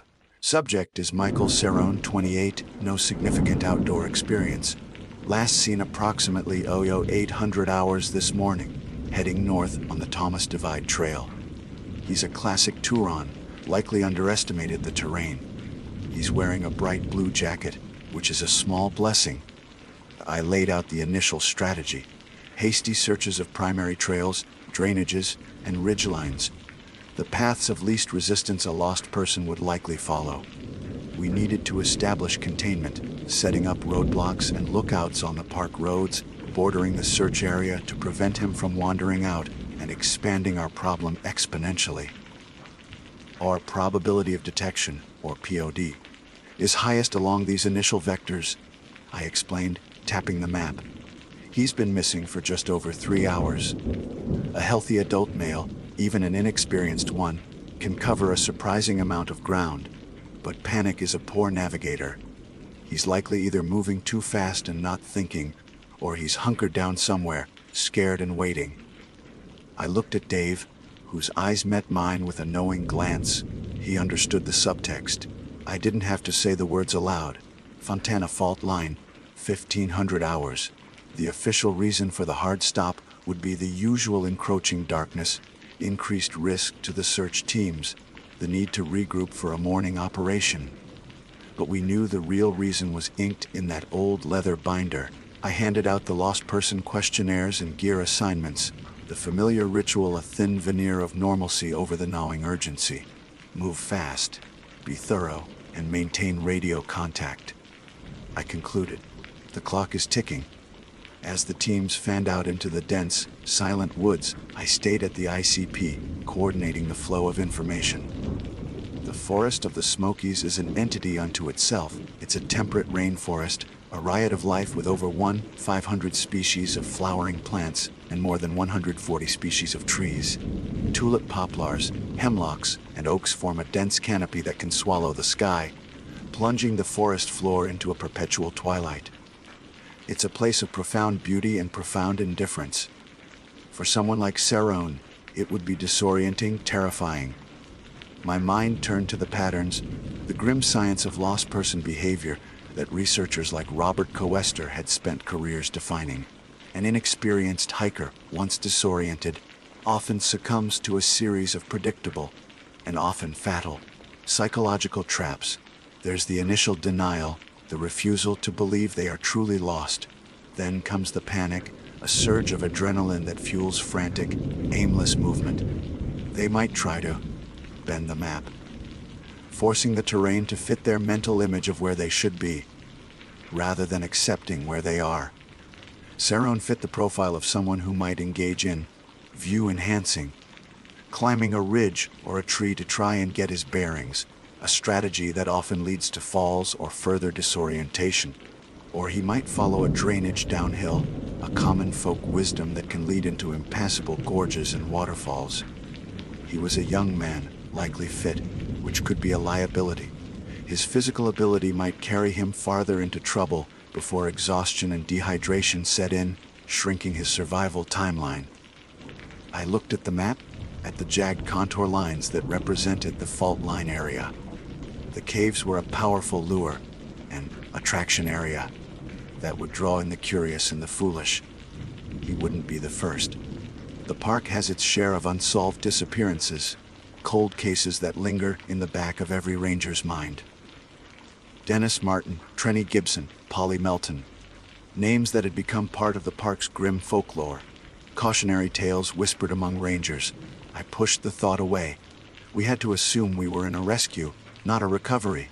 A trail of pollen, just after 1300 hours, Miller's voice crackled over the radio. Command, this is Alpha. We've got to find. My heart leaped. Go ahead, Alpha. A piece of fabric, bright blue nylon, snagged on a rhododendron bush about 50 yards off the main trail, near the junction with an old logging road. Copy that. Mark the location and bag it as evidence. Anything else? Affirmative, Command. We have a single, clear footprint in a patch of damp earth nearby. Looks like a trail runner, consistent with the subject's footwear. Hold your position, Alpha. I'm on my way. I grabbed my evidence kit and hiked out to their position. The footprint was clear, a perfect impression in the dark, rich soil. Standard procedure dictated that I document and photograph it before taking a cast. But as I knelt, something else caught my eye. The soil inside the print seemed subtly different, a slightly paler, dustier shade than the surrounding earth. It was almost imperceptible.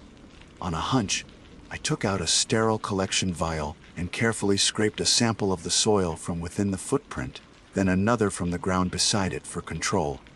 I labeled them according to protocol case, Fen 24-1138, date, time, location, my name. It was a long shot, but we had a contact at the state university, a specialist in a field most people have never heard of: forensic palynology, the study of pollen and spores as evidence. Pollen grains are microscopic, produced in vast quantities, and their outer shells are made of a substance called sporopollenin, one of the most durable organic materials known.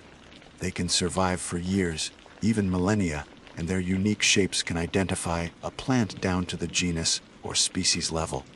Every location has a unique pollen print.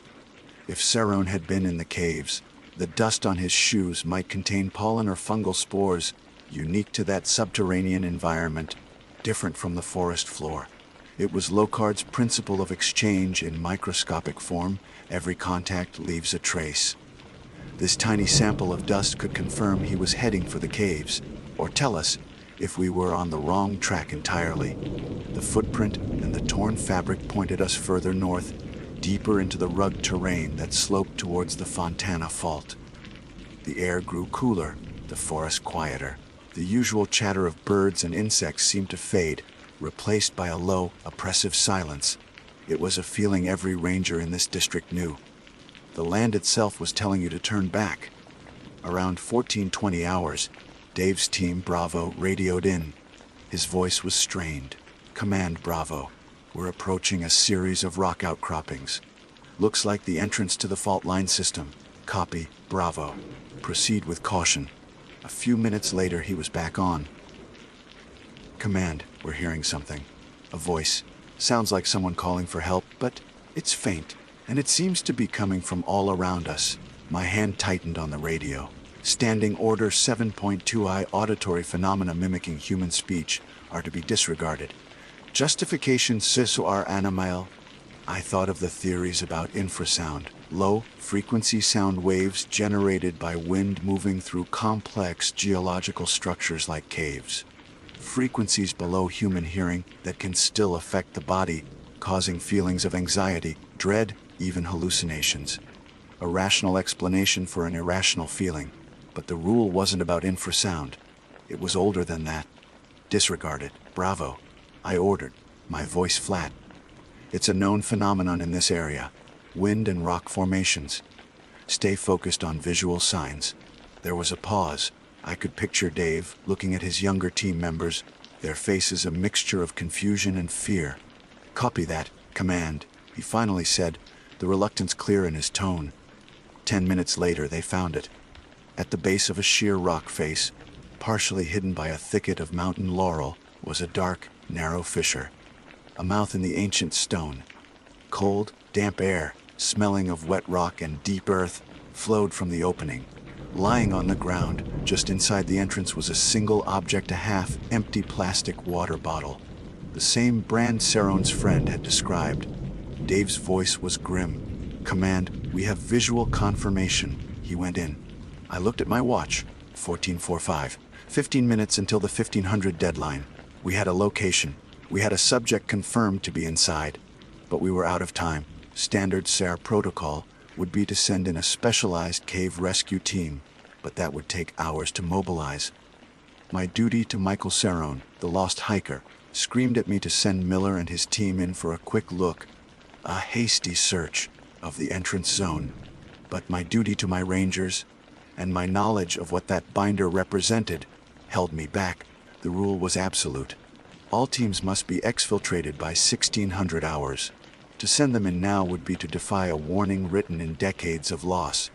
The radio crackled, waiting for my command. The forest held its breath. And in the deep, dark fissure in the mountainside, something waited too. The 15 minutes I had until the 1500 hours deadline stretched into an eternity. On one shoulder sat my duty as an incident commander, a role defined by federal manuals and a sworn responsibility to the lost. Michael Saron was in that cave. To abandon the search now felt like a dereliction of that duty.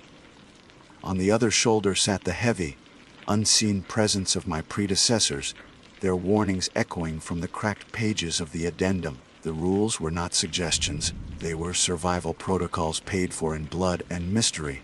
I made a choice, a compromise, a decision to bend a rule I knew should never be broken. "Command to Alpha and Bravo," I said into the radio, my voice tight. "Bravo, hold your position at the entrance.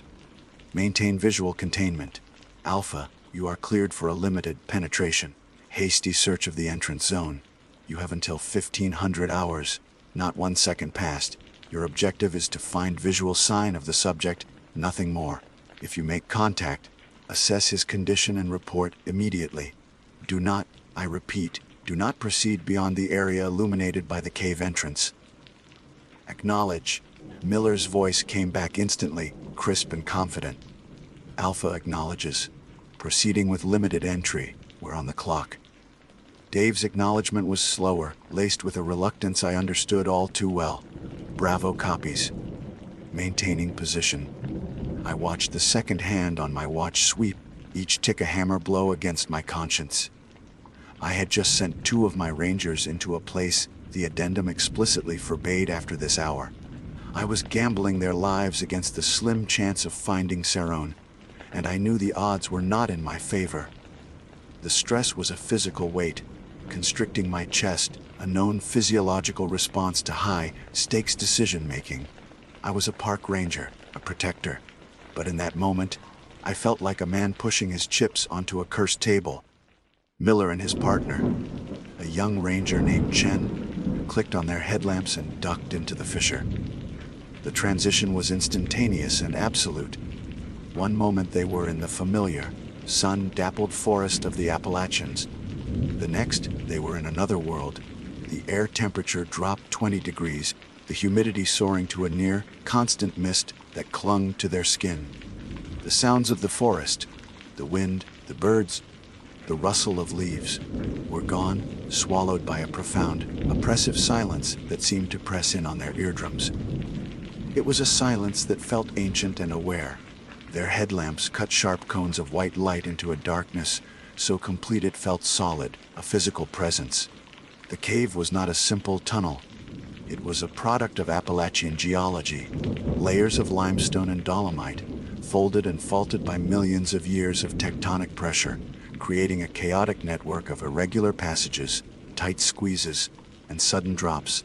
The walls were slick with moisture, smelling of wet earth, stone, and something else, a faint, metallic tang like old blood or rust.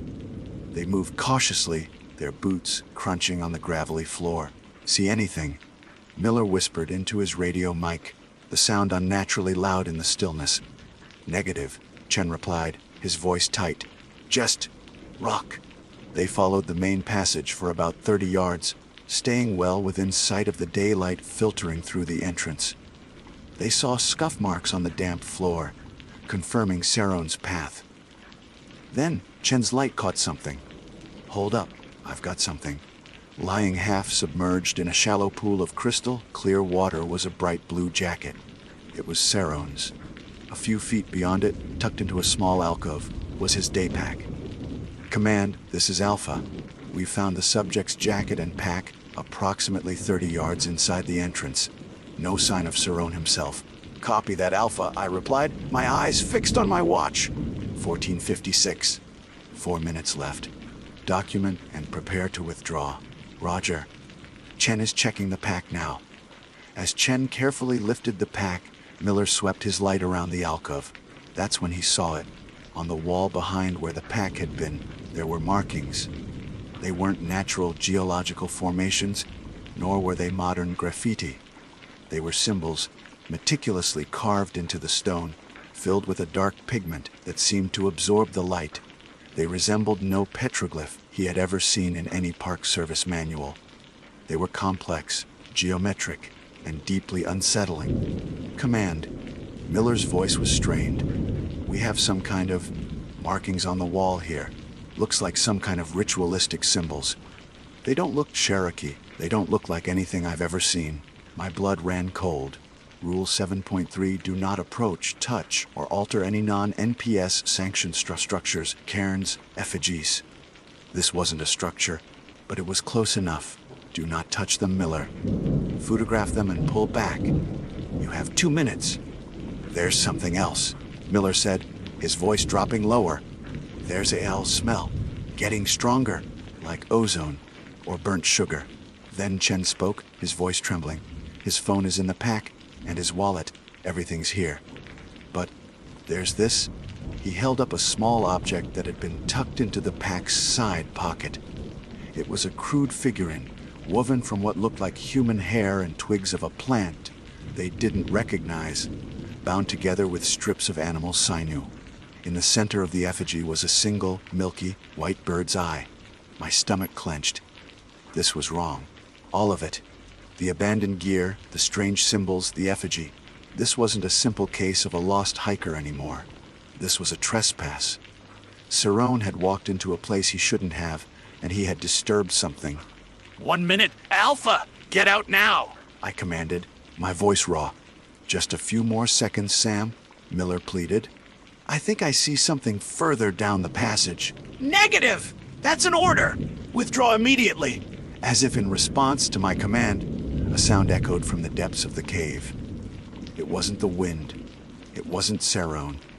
It was a low, guttural chittering, a sound that scraped at the edges of their hearing and vibrated in the bones of their skulls. It was the sound of something ancient and utterly inhuman. We're moving, Miller yelled, all pretense of calm gone. He and Chen scrambled back towards the entrance, their lights bouncing wildly off the slick, dark walls. As they reached the threshold, a deep groaning sound echoed behind them, and with a deafening crash, a section of the passage they had just been in collapsed, sending a plume of thick, choking dust billowing out of the cave mouth. They tumbled out into the daylight, gasping for air, their faces pale with terror. It was 15:01. They were 1 minute late. By 16 Tudor hours, both teams were back at the ICP. The exfiltration deadline met. The mood was grim. Miller was furious, convinced he'd been on the verge of finding Cerrone. Dave was quiet, his face etched with the relief of a man who had stared into the abyss and been allowed to step away. I debriefed them, collected the evidence, the jacket, the pack, the disturbing effigy, and logged it all according to procedure. The official report would be straightforward. Search teams located the subject's belongings, but were forced to withdraw due to unstable geological conditions. The chittering sound and the strange markings would not be in the official immerse report. They would be recorded by hand in my own log, destined for the leather binder. As dusk began to settle, casting long, deep shadows across the mountains, my satellite phone rang. It was Dr. Aris Thorne, the forensic palynologist from the university.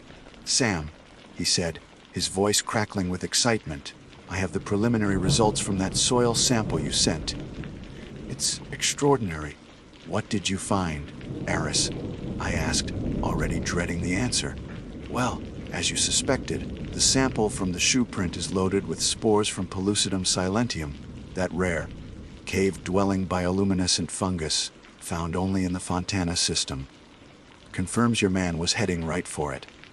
But that's not the interesting part. The control sample from beside the print shows a typical pollen profile for this time of year in the Smokies oak, hickory, ragweed, the usual suspects. The sample from the shoe, however, Sam, it's an impossible assemblage. Impossible how? It contains pollen from species that haven't grown in this hemisphere for thousands of years. I'm seeing ghost pollen from the American chestnut, sure, but I'm also seeing pollen from Archifructus, an extinct aquatic plant from the early Cretaceous period, and spores from Carboniferous tree ferns. It's a geological impossibility. The only way this pollen profile could exist on someone's shoe is if they weren't just walking into a cave. He paused, and I finished the sentence for him, the cold truth settling in my gut like a stone. But walking into another time. I looked out at the mountains, the ancient, brooding peaks silhouetted against the dying light. The Cherokee believed in a world of spirits, a world that existed alongside our own, in the spaces between.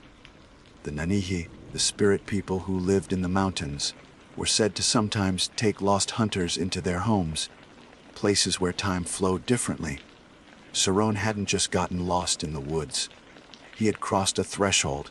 He had trespassed into a place far older and stranger than any national park. The search for Michael Cerrone was over, but my work was just beginning. I now had to shift from rescue to containment. I had to ensure that no one ever made the same mistake again. I had to seal the wound. The night was long. Back at the incident command post, under the cold, sterile hum of the generator-powered lights, I began the final, grim task of closing the case. There are two kinds of reports in this job, the one that goes into the official record, and the one that tells the truth. For the official incident management analysis and reporting system, immerse, the narrative for case file FA241138 was clinical and concise. I documented the timeline, the deployment of assets, and the discovery of the subject's personal effects at the cave entrance. I cited The unforeseen and catastrophic geological event, the passage collapse, as the primary reason for the immediate suspension of the search. I attached Miller's and Dave's statements, carefully edited to remove any mention of anomalous auditory phenomena or strange markings. The official cause for suspending the search indefinitely was extreme and ongoing risk to rescue personnel due to geological instability. The next morning, I filed a formal recommendation with the park's superintendent. Setting the collapse, I argued that the entire Fontana Fault line cave system was an unacceptable hazard. I recommended its permanent closure to the public and its removal from all official park maps and literature. It was a matter of public safety, a straightforward, bureaucratic procedure. There would be studies, assessments, and eventually a work order. The wheels of government would grind slowly, but they would grind. I had given them a monster they could understand liability. The evidence from Cerone's pack was processed with similar detachment. The jacket, the water bottle, the phone, all were tagged, bagged, and logged according to the Department of the Interior's evidence handling protocols. The strange woven effigy with the bird's eye was labeled Item Hui 241138, E40 Unidentified Object, Possible Folk Art. It would sit in an evidence locker for years before being quietly disposed of.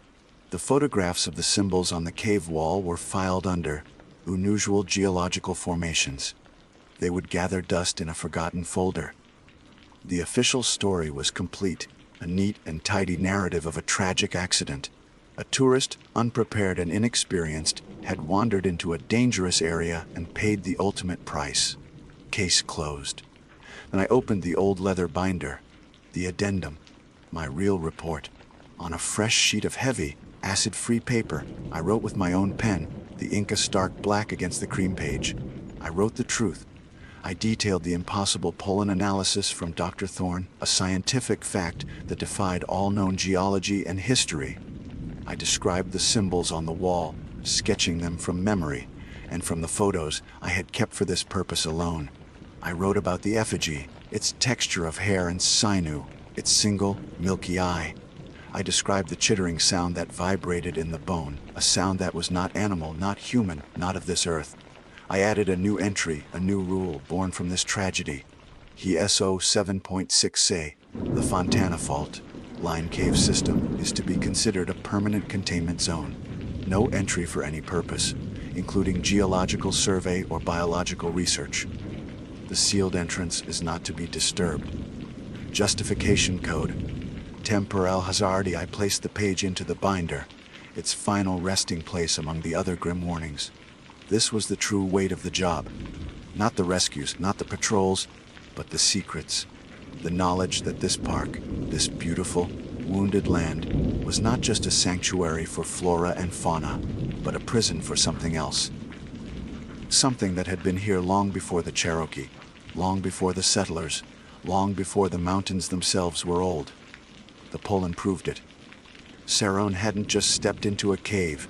He had stepped out of time, swallowed by a place that operates on rules far older than our own. He was the ultimate victim at the mercy of the monster, a monster that was the place itself.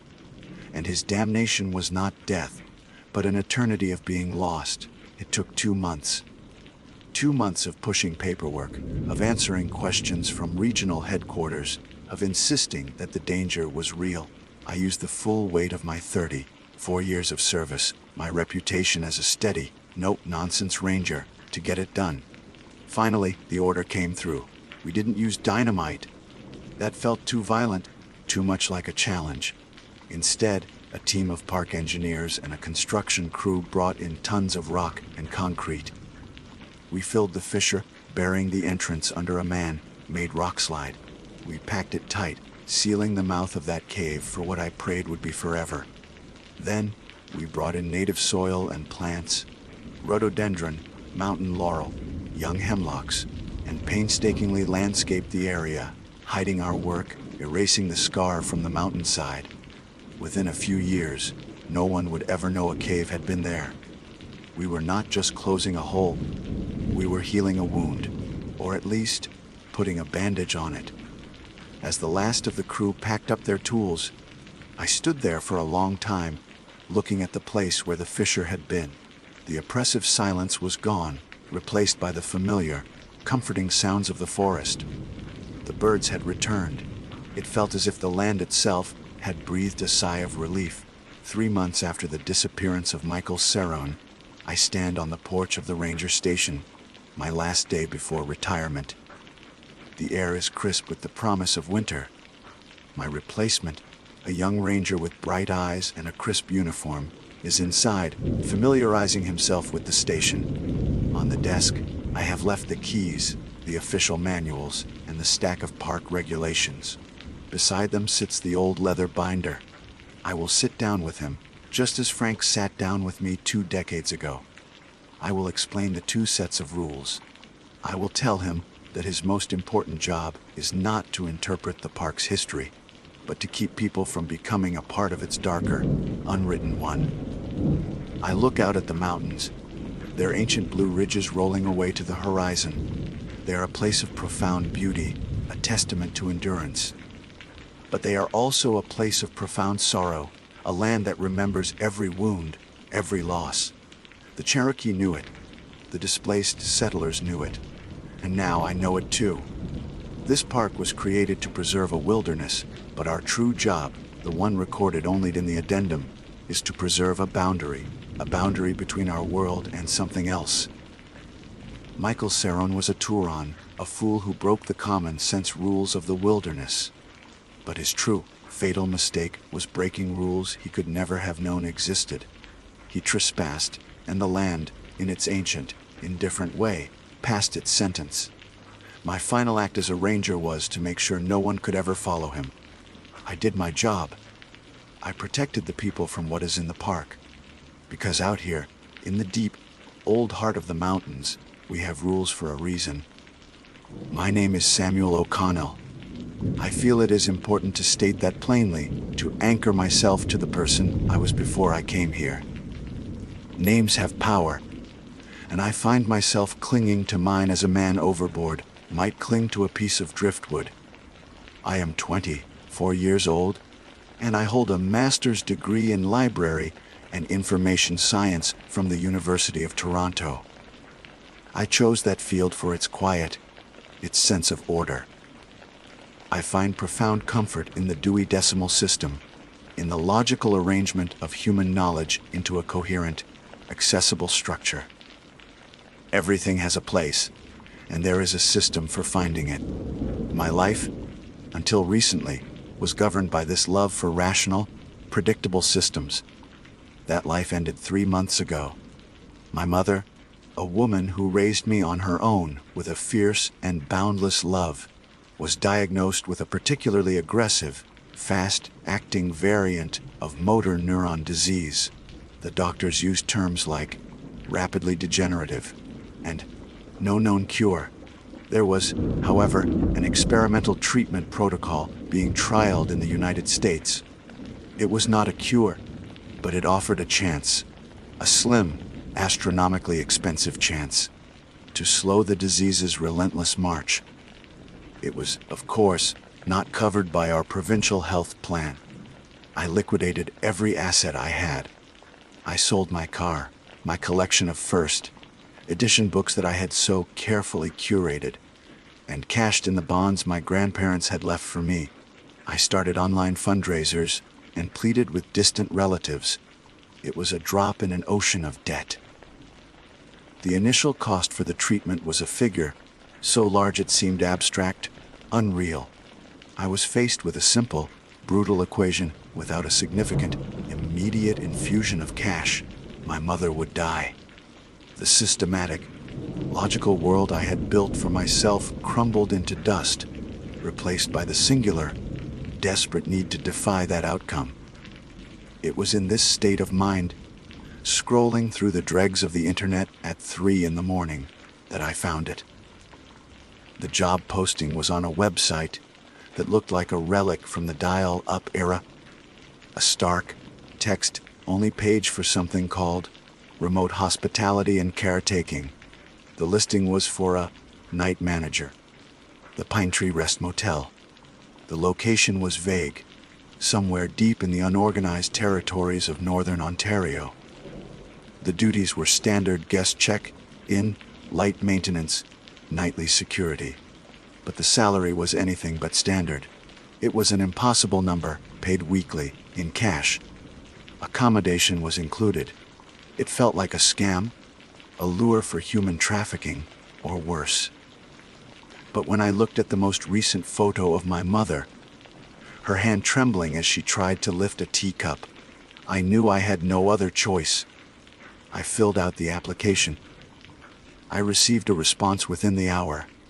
It was an email instructing me to be available for a phone call the following day. No specific time was given, just an assurance that they would call when it was opportune. The call came the next afternoon. There was no sound of ringing, just a sudden, faint click and a voice on the line, as if he had been listening the entire time. "Mr. O'Connell." The voice was male, cultured, and unnervingly calm. It was a voice that seemed polished smooth, with no emotional texture whatsoever.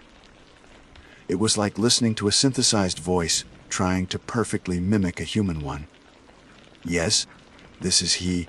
I managed my own voice tight with anxiety. "This is Mr. Sterling," the voice said. "I am calling regarding your application for the position at the Paintree Rest." I waited for the standard interview questions. My experience, my skills, my references. None came. Instead, there was a long pause, filled only with a faint, whispering static on the line. "Mr. O'Connell." He began again, his tone unchanged. "Do you believe that some places, like some people, have a right to their privacy?" The question caught me completely off guard. I suppose so. Yes." "And are you capable of following instructions to the letter, Mr. O'Connell? Even if those instructions seem counter-intuitive or lack an immediate, discernible logic." This was the core of it. This was the real interview. My desperation gave me the answer he needed.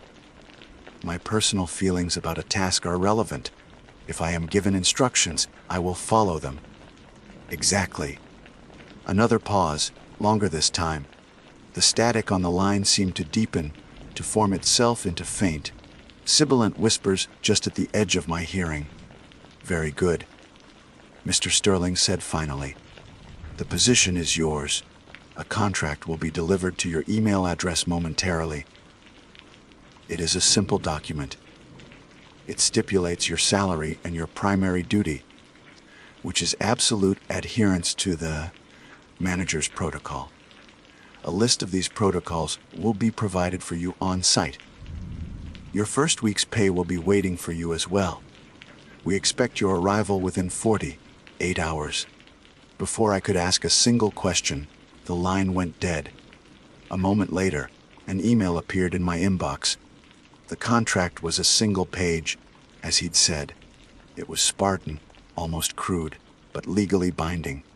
It mentioned the salary, the accommodation, and a single, heavily bolded clause.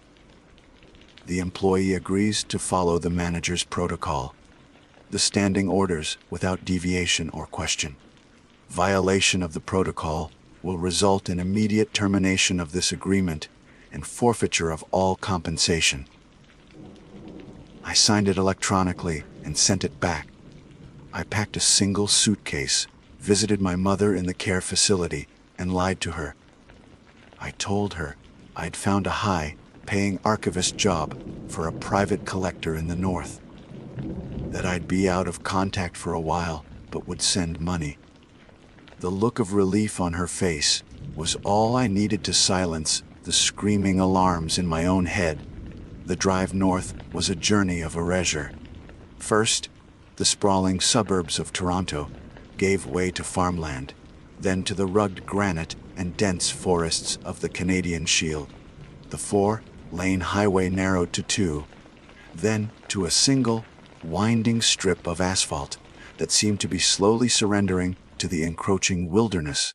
My phone's signal bars dwindled one by one until the "no service" icon appeared, a definitive digital severing. I was alone. The sheer, oppressive emptiness of the landscape was breathtaking and terrifying. The sky was a vast, indifferent gray canvas, and the endless walls of pine trees on either side of the road felt less like scenery and more like silent, watching sentinels. After 6 hours of driving, following the crude map provided in the email, I saw it. The Pine Tree Rest. It wasn't the dilapidated horror movie shack I had half expected. It was a classic 1970s era motor lodge, a single-story L-shaped building with 12 rooms and a small, detached office at the front. What was unsettling was its condition. It was immaculate. The white paint on the walls was pristine. The dark green trim on the doors and windows looked freshly applied. The gravel of the parking lot was raked into smooth, even lines. There were no weeds, no peeling paint, no signs of decay. This level of maintenance in such a remote location felt profoundly wrong. An unnatural imposition of order on a place that should be succumbing to entropy.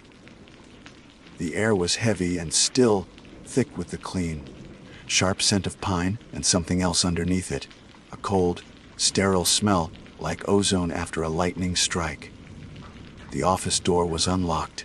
Inside, the sense of unnatural cleanliness continued. The linoleum floor shone. The wood-paneled walls were dust-free, and the countertop was polished to a dull gleam. On that counter sat 3 items: a single, old-fashioned brass key for the manager's quarters behind the office, a thick, crisp manila envelope with my name on it, and a single, white laminated card. I opened the envelope first. Inside was the exact amount of cash promised for a week's salary, all in crisp, new $100 bills. The sheer reality of the money was a balm to my frayed nerves. This was real. I could help my mother. Whatever strangeness came with it, I could endure it for this. Then, I picked up the laminated card. It was titled in stark black block letters. Manager's Protocol, the Standing Orders 1. All cleaning and maintenance of vacant rooms must be completed between sunrise and sunset. No exceptions. 2. The front office door must be locked at precisely 1100 p.m. It cannot be opened for any reason until sunrise. 3. The television in the office must remain on from midnight until 400 a.m., tuned to a static channel. Do not lower the volume below a noticeable hum. 4. If a guest requests room 7, do not make eye contact. Accept their payment without examination, provide the key, and say nothing more than, "Enjoy your stay." Lock the office door immediately after they leave. 5. You will find a thermos of black coffee on the desk each morning. You must drink all of it before noon. Do not attempt to learn who delivers it. 6. Never under any circumstances enter the locked maintenance shed behind room 12. I read the list 3 times. My logical, librarian, trained mind immediately began searching for rational explanations. An eccentric owner, perhaps. A long-running prank played on new hires. The rules were bizarre, certainly, but not overtly threatening. They were tasks, instructions, and I had promised Mr. Sterling I could follow instructions. My first night was quiet.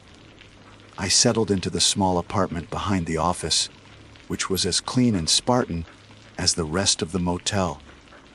I performed the mundane tasks of a manager, checking the boiler in the basement, ensuring the vacant rooms were clean and stocked. The silence of the place was absolute, broken only by the wind sighing through the towering pines. As midnight approached, I followed Rule 3, turning on the small television in the office and tuning it to a channel of hissing, dancing static. The low hum filled the small space, a strange, electronic heartbeat in the deep wilderness. I locked the front door at exactly 1100 p.m. I was trying to convince myself it was all a game when the headlights cut through the darkness. A car. A vintage model I couldn't quite place, long and black like a hearse, crunched slowly across the gravel and parked directly in front of the office. A figure emerged. A man, tall and unnaturally thin, dressed in a dark, old-fashioned suit that seemed to absorb the faint light from the office window. He walked to the door and knocked. A single, sharp rap. My heart hammered against my ribs. It was after 1100 p.m. Rule 2 was clear. But he wasn't asking to come in. He was standing at the check-in window, a small sliding glass pane set into the wall. I took a deep breath, stood up, and slid the window open. "Room 7, the man said. His voice was a dry, rasping whisper, like dead leaves skittering across pavement. Rule 4 slammed into the forefront of my mind. Do not make eye contact. I stared intently at the countertop, my gaze fixed on a small knot in the wood grain. I saw his hand slide into view, long and pale, with fingers that seemed just a little too long. He placed something on the counter. I took the key for room 7 from its hook, slid it across the counter towards his hand, and recited the line from the protocol. Enjoy your stay. His hand retracted, taking the key. He said nothing. I watched his shadowy form turn and walk away, his steps making no sound on the gravel. The moment he was clear of the office, I slammed the sliding window shut and locked it. Then, as per the rule, I double-checked the main office door's lock. My hands were shaking.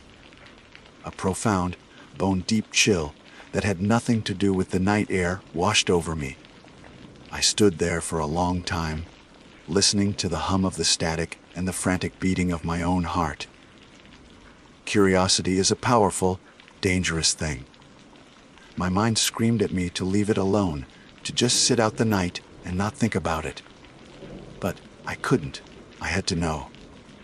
Slowly, I lowered my gaze to the countertop, to the spot where the tall man had left his payment. It wasn't money. It wasn't a credit card. It was a single, perfect feather. It was long and glossy, the color of polished jet, shimmering faintly in the dim light. A raven's feather. And in that silent, sterile office, surrounded by the vast, listening darkness of the Ontario wilderness, I understood. This was not a prank. These were not the eccentricities of a strange old man. The rules were real, and I had just successfully completed my first transaction at the Pine Tree Rest. Sleep did not come easily after my encounter with the guest for room 7. I sat in the manager's apartment, the raven feather lying on the small table beside me, a stark, black slash against the pale wood. It felt heavy, imbued with a significance my rational mind couldn't process. Every rustle of pine needles against the window, every groan of the building settling, sent a fresh jolt of adrenaline through me. The world I had known, a world of predictable systems and verifiable facts, had been peeled back to reveal something else. Something ancient and patient and utterly indifferent to human reason. When the first hint of dawn finally broke the oppressive darkness, it felt less like a sunrise and more like a reprieve. I had survived the night. I checked the parking lot. The long black car was gone. So was the guest. I felt a desperate urge to check room 7 to see what state it was in, but Rule 1 was explicit. All cleaning and maintenance of vacant rooms must be completed between sunrise and sunset. The sun was not yet fully above the horizon. I had to wait. The rules were my new reality, my new system. The Dewey Decimal System of survival. I walked back into the office, my body aching with exhaustion and tension. And there, sitting squarely in the middle of the polished countertop, was a large, stainless steel thermos. It hadn't been there when I'd locked myself in the apartment. A cold dread, now becoming familiar, trickled down my spine. Rule 5D. You will find a thermos of black coffee on the desk each morning. You must drink all of it before noon. Do not attempt to learn who delivers it. I approached it cautiously, as if it were a venomous snake. It was warm to the touch. Unscrewing the cap released a plume of steam and the rich, dark aroma of strong coffee. There was no note, no sign of who had left it. The office was a sealed box, yet here it was. I poured a cup. The liquid was black as pitch. My mind raced with possibilities. Was it drugged? Poisoned? But the contract was clear absolute adherence. And my mother's face, pale and hopeful, flashed in my mind. I raised the cup and drank. The coffee was bitter, strong, and shockingly good. It jolted me awake, clearing the fog of my sleepless night with an unnatural efficiency. I felt a strange, focused energy spread through me. I drank the entire thermos before the clock on the wall read 800 a.m. The sun was fully up now. It was time to clean room 7. My hands trembled slightly as I selected the key from the board. I walked the short distance across the raked gravel, the morning air crisp and clean. I unlocked the door and pushed it open, bracing myself for, I don't know what. A scene of carnage. Some arcane symbol scrawled on the walls. The room was perfect. It was pristine. The bed was made with military precision, the sheets turned down just so. The bathroom was spotless, the towels hung neatly on the rack. It was as if no one had ever been there. There was no sign of occupancy, no stray hair, no indentation on the pillow. The only thing out of place was the faint, lingering scent of ozone and dry leaves, the same scent that clung to the tall man. I cleaned the already clean room, my movements stiff and automatic, my mind reeling. I was a librarian cataloging a book that had no words, no pictures, only blank pages. The next week passed in a haze of this new, bizarre routine. Days were for cleaning the empty rooms, maintaining the unnaturally perfect grounds, and wiring the bulk of my cash payment to the account for my mother's treatment. Nights were for the office, for the low hum of the static-filled television, and for the rigid adherence to the rules. No other guests arrived. The pine tree rest sat silent and waiting. The thermos appeared each morning, and I drank the coffee without question. The raven feather remained on my table, a constant reminder of the nature of this place. On the second Monday of my employment, a week after my arrival, an email from Mr. Sterling appeared.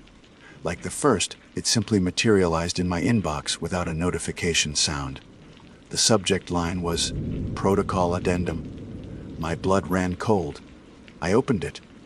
The body of the email was as sparse and formal as his phone call. Mr. O'Connell, please find below an updated list of standing orders. These are to be considered effective immediately. Your continued diligence is appreciated. Sincerely, Mr. Sterling. Attached was a new version of the laminated card, presented as a simple text file. The original 6 rules were there, but 3 new ones had been added. Manager's protocol, the standing orders, their revised 7. If you hear what sounds like a child crying outside after midnight, do not look and do not investigate. Immediately increase the volume of the television until the sound is no longer audible. 8. A supply truck will arrive every Tuesday at precisely 200 a.m. The loading bay door in the basement must be left unlocked on Monday nights. Do not approach the truck or the driver. After it departs, you must retrieve the delivery and stock the items in the appropriate rooms before sunrise. Do not inspect the contents beyond what is necessary for stocking. 9. If the exterior light above room 4 begins to flicker, you have less than 1 minute to enter the office and unplug the telephone from the wall jack. Do not plug it back in until the light is steady again. I stared at the new rules, a fresh wave of dread washing over me. These were different. They were more specific, more reactive. They implied threats that the first set of rules had only hinted at. A crying child, a mysterious delivery, a flickering light that necessitated cutting off communication with the outside world, a world I was already severed from. That very night, I learned the importance of Rule 7. I was in the office, the static hissing from the television, the hands of the clock creeping towards 100 a.m. Then I heard it. A faint, heartbreaking sound carried on the wind. It was the sound of a little girl sobbing, somewhere out in the darkness beyond the parking lot. "Mommy, I'm lost." Every decent instinct in my body screamed at me to go outside, to find the child, to help. It was a primal, human response. My hand was on the doorknob before I even realized I had stood up. But then the words of the rule echoed in my mind. Do not look and do not investigate. My fingers froze on the cold brass. The sobbing grew louder, more desperate. It sounded closer now, just outside the office window. "Please, it's so dark out here." My heart felt like it was being squeezed in a vise. This was a test, a cruel, inhuman test. I thought of the contract, of the money, of my mother. With a surge of self-loathing, I turned away from the door and walked to the television. I cranked the volume knob. The hiss of the static grew into a roar, a deafening wall of white noise that filled the room, vibrating through the floorboards. It drowned out the sound of the crying child, replacing it with a clean, empty roar. I stood there shaking until the clock read 400 a.m. and the protocol allowed me to turn it off. The silence that followed was worse than the noise. The next night was Tuesday. As instructed, I had left the basement loading bay door unlocked. I spent the hours after midnight in a state of high alert, my ears straining for the sound of the truck. At 200 a.m., precisely, I heard it, the low rumble of a heavy diesel engine and the crunch of tires on gravel. Headlights swept across the office windows, but I stayed put, my eyes fixed on the wall. I heard the squeal of air brakes, the clang of a heavy door, and then muffled thuds as items were unloaded. The entire process took less than 10 minutes. The engine rumbled back to life, and the truck drove away. I waited a full half hour before venturing down into the basement, my flashlight beam cutting through the damp, musty air. There, on the concrete floor of the loading bay, were 3 cardboard boxes. They bore no labels, no shipping information. Following Rule 8, I opened the first one. It was filled with small, white bars of soap, each one wrapped in plain, unmarked paper. The second box contained bottles of shampoo. The liquid inside was thick and had the color of crude oil. The third box held neatly folded towels. They were the softest towels I had ever felt, impossibly plush and pure white. I spent the next 2 hours before sunrise, dutifully stocking each room with the new supplies, my mind a whirlwind of unanswered questions. Who were these supplies for? The motel had no other guests. The week wore on. The light above room 4 remained steady. No one else came for room 7. I was beginning to fall into the rhythm of the place, the horror dulling into a kind of tense acceptance. This was my job. Follow the rules, get the money, save my mother. It was a simple, if terrifying, transaction. Then, on Friday night, a minivan pulled into the lot. It was a modern, family vehicle, caked in road dust. A man and a woman got out, followed by a young girl who looked about 10 years old. They looked tired, normal, and completely out of place. They were the first normal guests I had seen. The man came into the office. "A room for the night, please," he said, his voice wary. "Just one queen bed is fine. We've been driving all day." A wave of relief washed over me. A normal transaction. I took his credit card, ran it, and handed him a key for room 3. It felt good to do something so mundane. "Thanks," he said, taking the key. He paused at the door and looked back at me. "Just a quick question," he said, his expression unreadable. "Is the tall man still in room 7? We were told to wait until he had passed through." The air in my lungs turned to ice. The mundane moment shattered into a million sharp pieces. I stared at him, unable to form a response. The man's wary smile didn't change, but his eyes held a knowing, ancient quality that didn't belong in his tired, suburban dad face. "No matter," he said, his smile tightening slightly. "We'll be quiet. Wouldn't want to disturb the other guests." He turned and left, joining his wife and daughter and leading them towards room 3. I watched them go, my entire body numb. I was not a manager. I was not a caretaker. I was a station master on a line that ran to somewhere awful. A quiet facilitator for travelers who knew the schedule better than I did. The hum of the static from the television began its nightly duty, but it offered no comfort. It only sounded like it was laughing at me. The presence of the family in room 3 changed the texture of the silence. It was no longer an empty, waiting silence. It was a watchful one.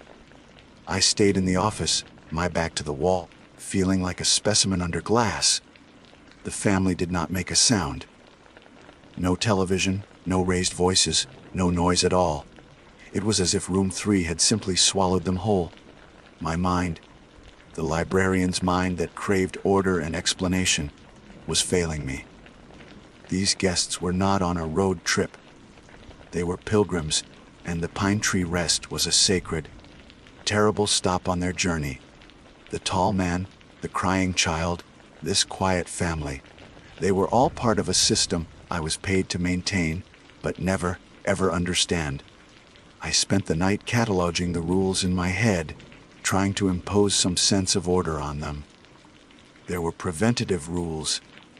Lock the door. Don't enter the shed.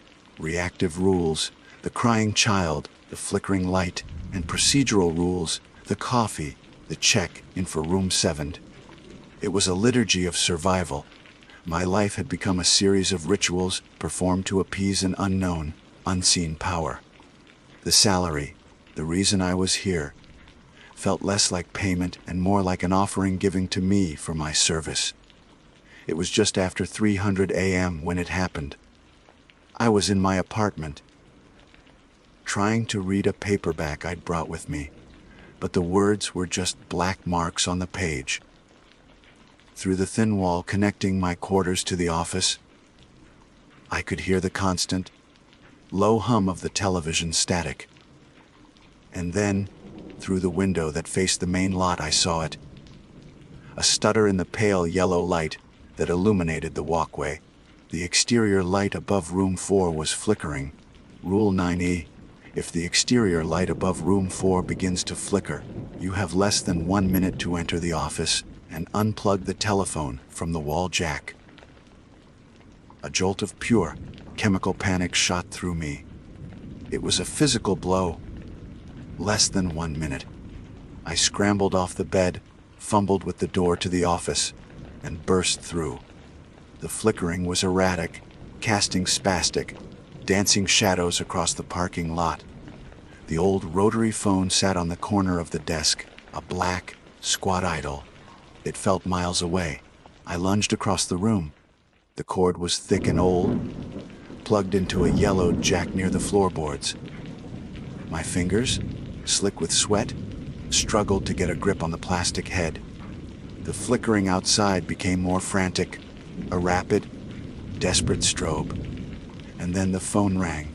It wasn't a normal ring. It was a shrill, piercing shriek, a sound that felt like it was drilling directly into my skull. It was a sound of pure electronic agony. I yanked at the cord with all my strength. For a heart-stopping second, it held fast. The phone shrieked again, and in the space between the rings, I heard something come through the receiver. A voice. It was faint, distorted by static, but I knew it instantly. Samuel. It was my mother's voice. Samuel, why did you leave me here? It's so cold. With a final, desperate heave, the plug came free from the wall. The shriek cut off instantly. The office was plunged into a ringing, profound silence, broken only by the hum of the television and the frantic, ragged sound of my own breathing. I collapsed to the floor, the useless plastic plug clutched in my hand. The light outside stopped flickering and returned to its steady, sickly yellow glow. I don't know how long I lay there on the linoleum, shaking. The violation was absolute. This place, whatever it was, had reached into my life, into my heart, and used my deepest fear as a weapon. It knew me. The coffee I drank every morning, the name on my contract, it was all part of its system of knowledge. I was not an anonymous employee. I was a known quantity. The rest of the night passed without incident, but sleep was an impossibility.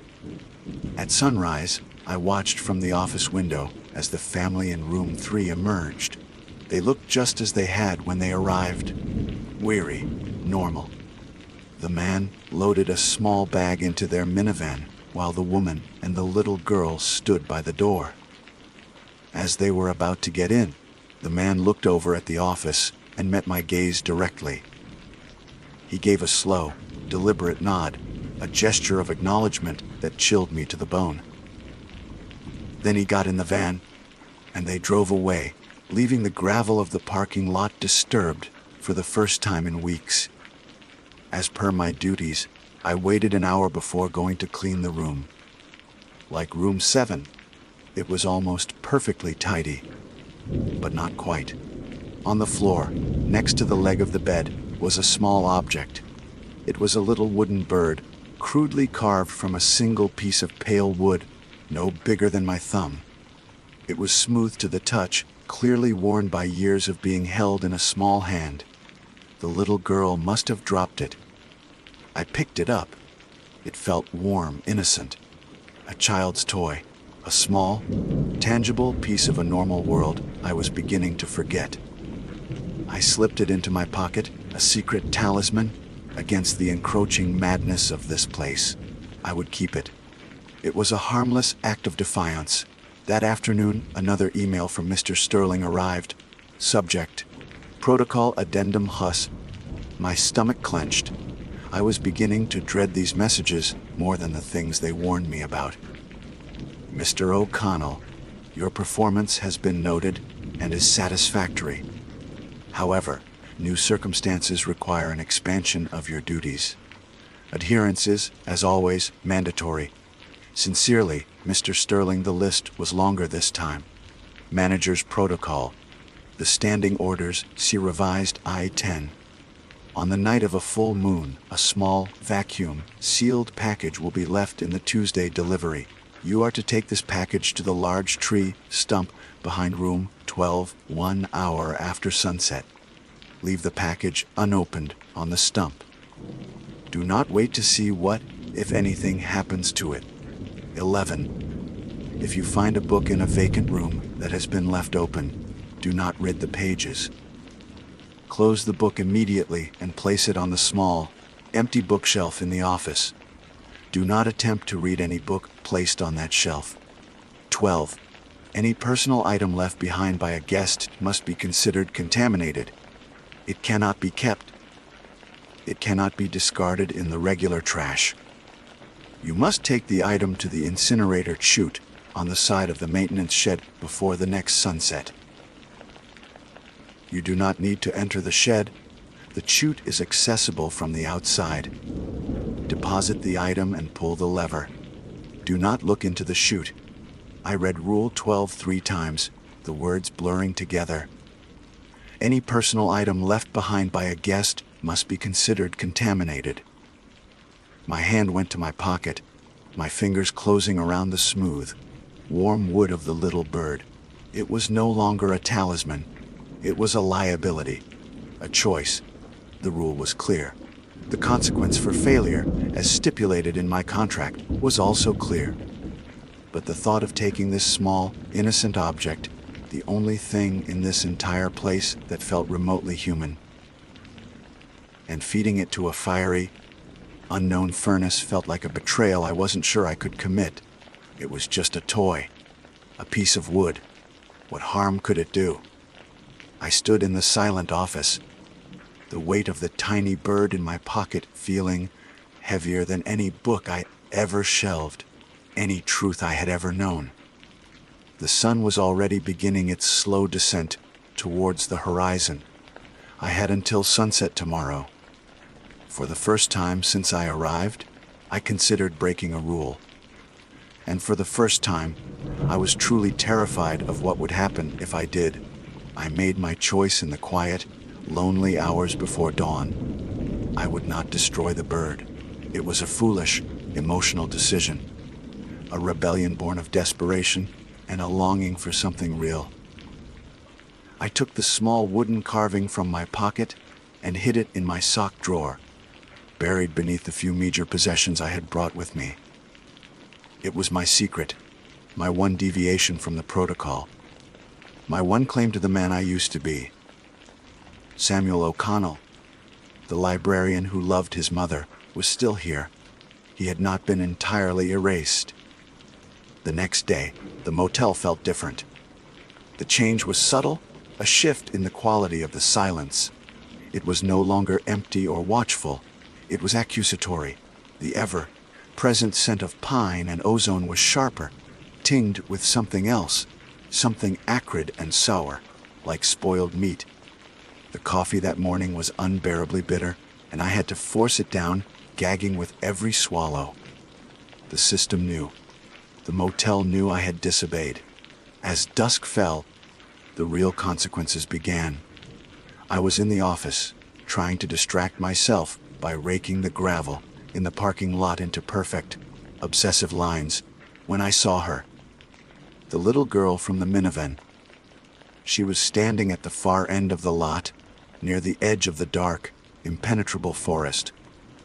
She was just standing there, her small form a silhouette against the dying light, watching me. She wasn't wearing the clothes she'd had on before.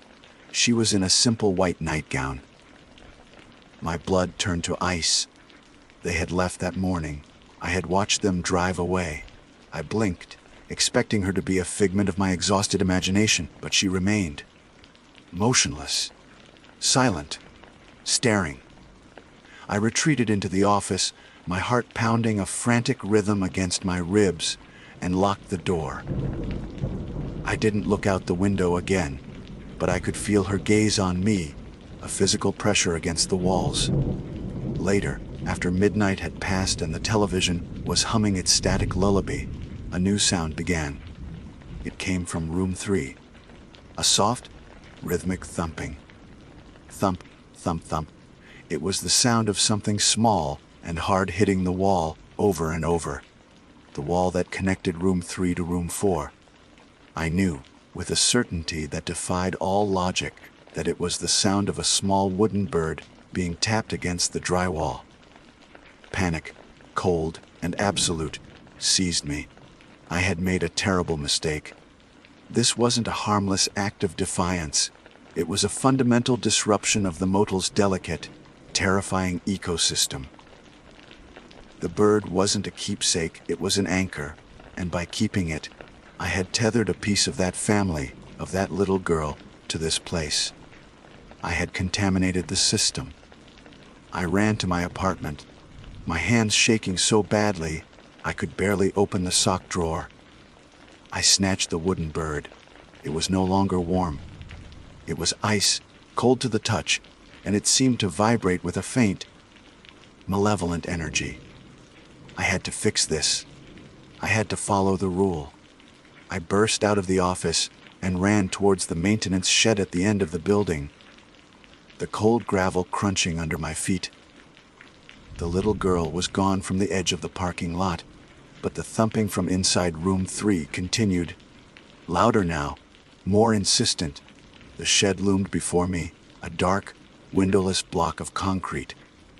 Rule 6 screamed in my mind: never, under any circumstances, Enter the locked maintenance shed. But Rule 12 offered a loophole. The incinerator chute was on the outside. I found it on the side of the building, a heavy iron flap with a thick lever next to it. It looked ancient. With trembling fingers, I lifted the flap. A wave of intense heat and the smell of ash and something else, something like burnt sugar and hair, washed over my face. Do not look into the chute. I squeezed my eyes shut, held the bird over the opening, and let it go. I heard a faint tink as it hit something far below. I slammed the flap shut and grabbed the lever. It was heavy and stiff, but with a surge of adrenaline, I pulled it down. There was a deep, grinding sound from within the shed, followed by a sudden, violent whoosh of air. Then, silence. The thumping from room 3 stopped. I stood there, gasping for breath in the cold night air, relief washing over me. I had fixed it. I had corrected my error. That was when the email arrived. My phone, which had been a dead brick since my arrival, chimed with a notification. It was from Mr. Sterling. The subject line was a single word: incomplete. The message was just one sentence. The contamination was not the object. It was the attachment. The shed requires a balancing of the scales. I stared at the words, the meaning crashing down on me with the force of a physical blow. The bird was just wood. The problem wasn't that I had kept it. The problem was why I had kept it. My sentimentality, my memory, my humanity, that was the contamination. The system had been corrupted by a piece of me, and now it demanded payment. I looked at the maintenance shed. The heavy, padlocked doors seemed to pulse with a dark energy. I understood now. Rule 6 wasn't a warning to protect me from what was inside the shed. It was to protect the shed from the manager. It was the final failsafe, and I had been instructed to bypass it. The padlock on the door wasn't locked. It hung open, waiting. My hand closed on the cold metal. This was the real job, the final clause in my contract. I pulled the door open. The inside was not a maintenance shed. It was a library. My library. Metal shelves stretched up into the darkness, but they weren't filled with books. They were filled with objects. A child's worn teddy bear. A single, elegant woman's glove. A tarnished silver locket. A pair of cracked eyeglasses. Each one sat alone on a shelf, faintly illuminated by a cold internal light. The things left behind, the contaminations. This was a catalog of broken rules, a museum of past failures. On a small metal plaque at the end of one aisle, I saw a name, A. Miller, Night Manager, 1998-2002.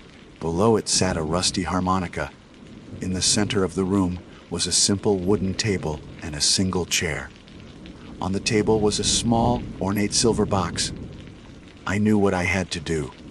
The shed didn't want the bird. It wanted the feeling behind the bird. It wanted the anchor. It required a personal sacrifice to balance the scales. I reached into my wallet and pulled out the only personal item I carried with me. It was a worn, folded photograph of my mother, taken last summer. She was smiling, her eyes full of life, before the disease had begun to steal her from the world. It was the reason I was here. It was the source of my hope, my grief, my love. It was my most powerful attachment. It was the real contamination. My hands shook as I opened the silver box. It was empty, lined with black velvet. With a final, tearing sob, I placed the photograph inside and closed the lid. A soft click echoed in the silent room. The oppressive atmosphere in the shed instantly vanished, replaced by a neutral, sterile emptiness. The cold light emanating from the objects on the shelves faded into darkness. I walked out of the shed and back to the office. The first rays of dawn were breaking over the pines. On the polished counter, where the thermos of coffee usually sat, was a new, freshly laminated card. It was a single rule: 13. You are the night manager. You will ensure the smooth operation of the Pine Tree Rest. There are no other concerns. I picked it up. The name Samuel O'Connell felt like a word from a foreign language, a book I had read a long, long time ago. I no longer felt fear or grief or hope.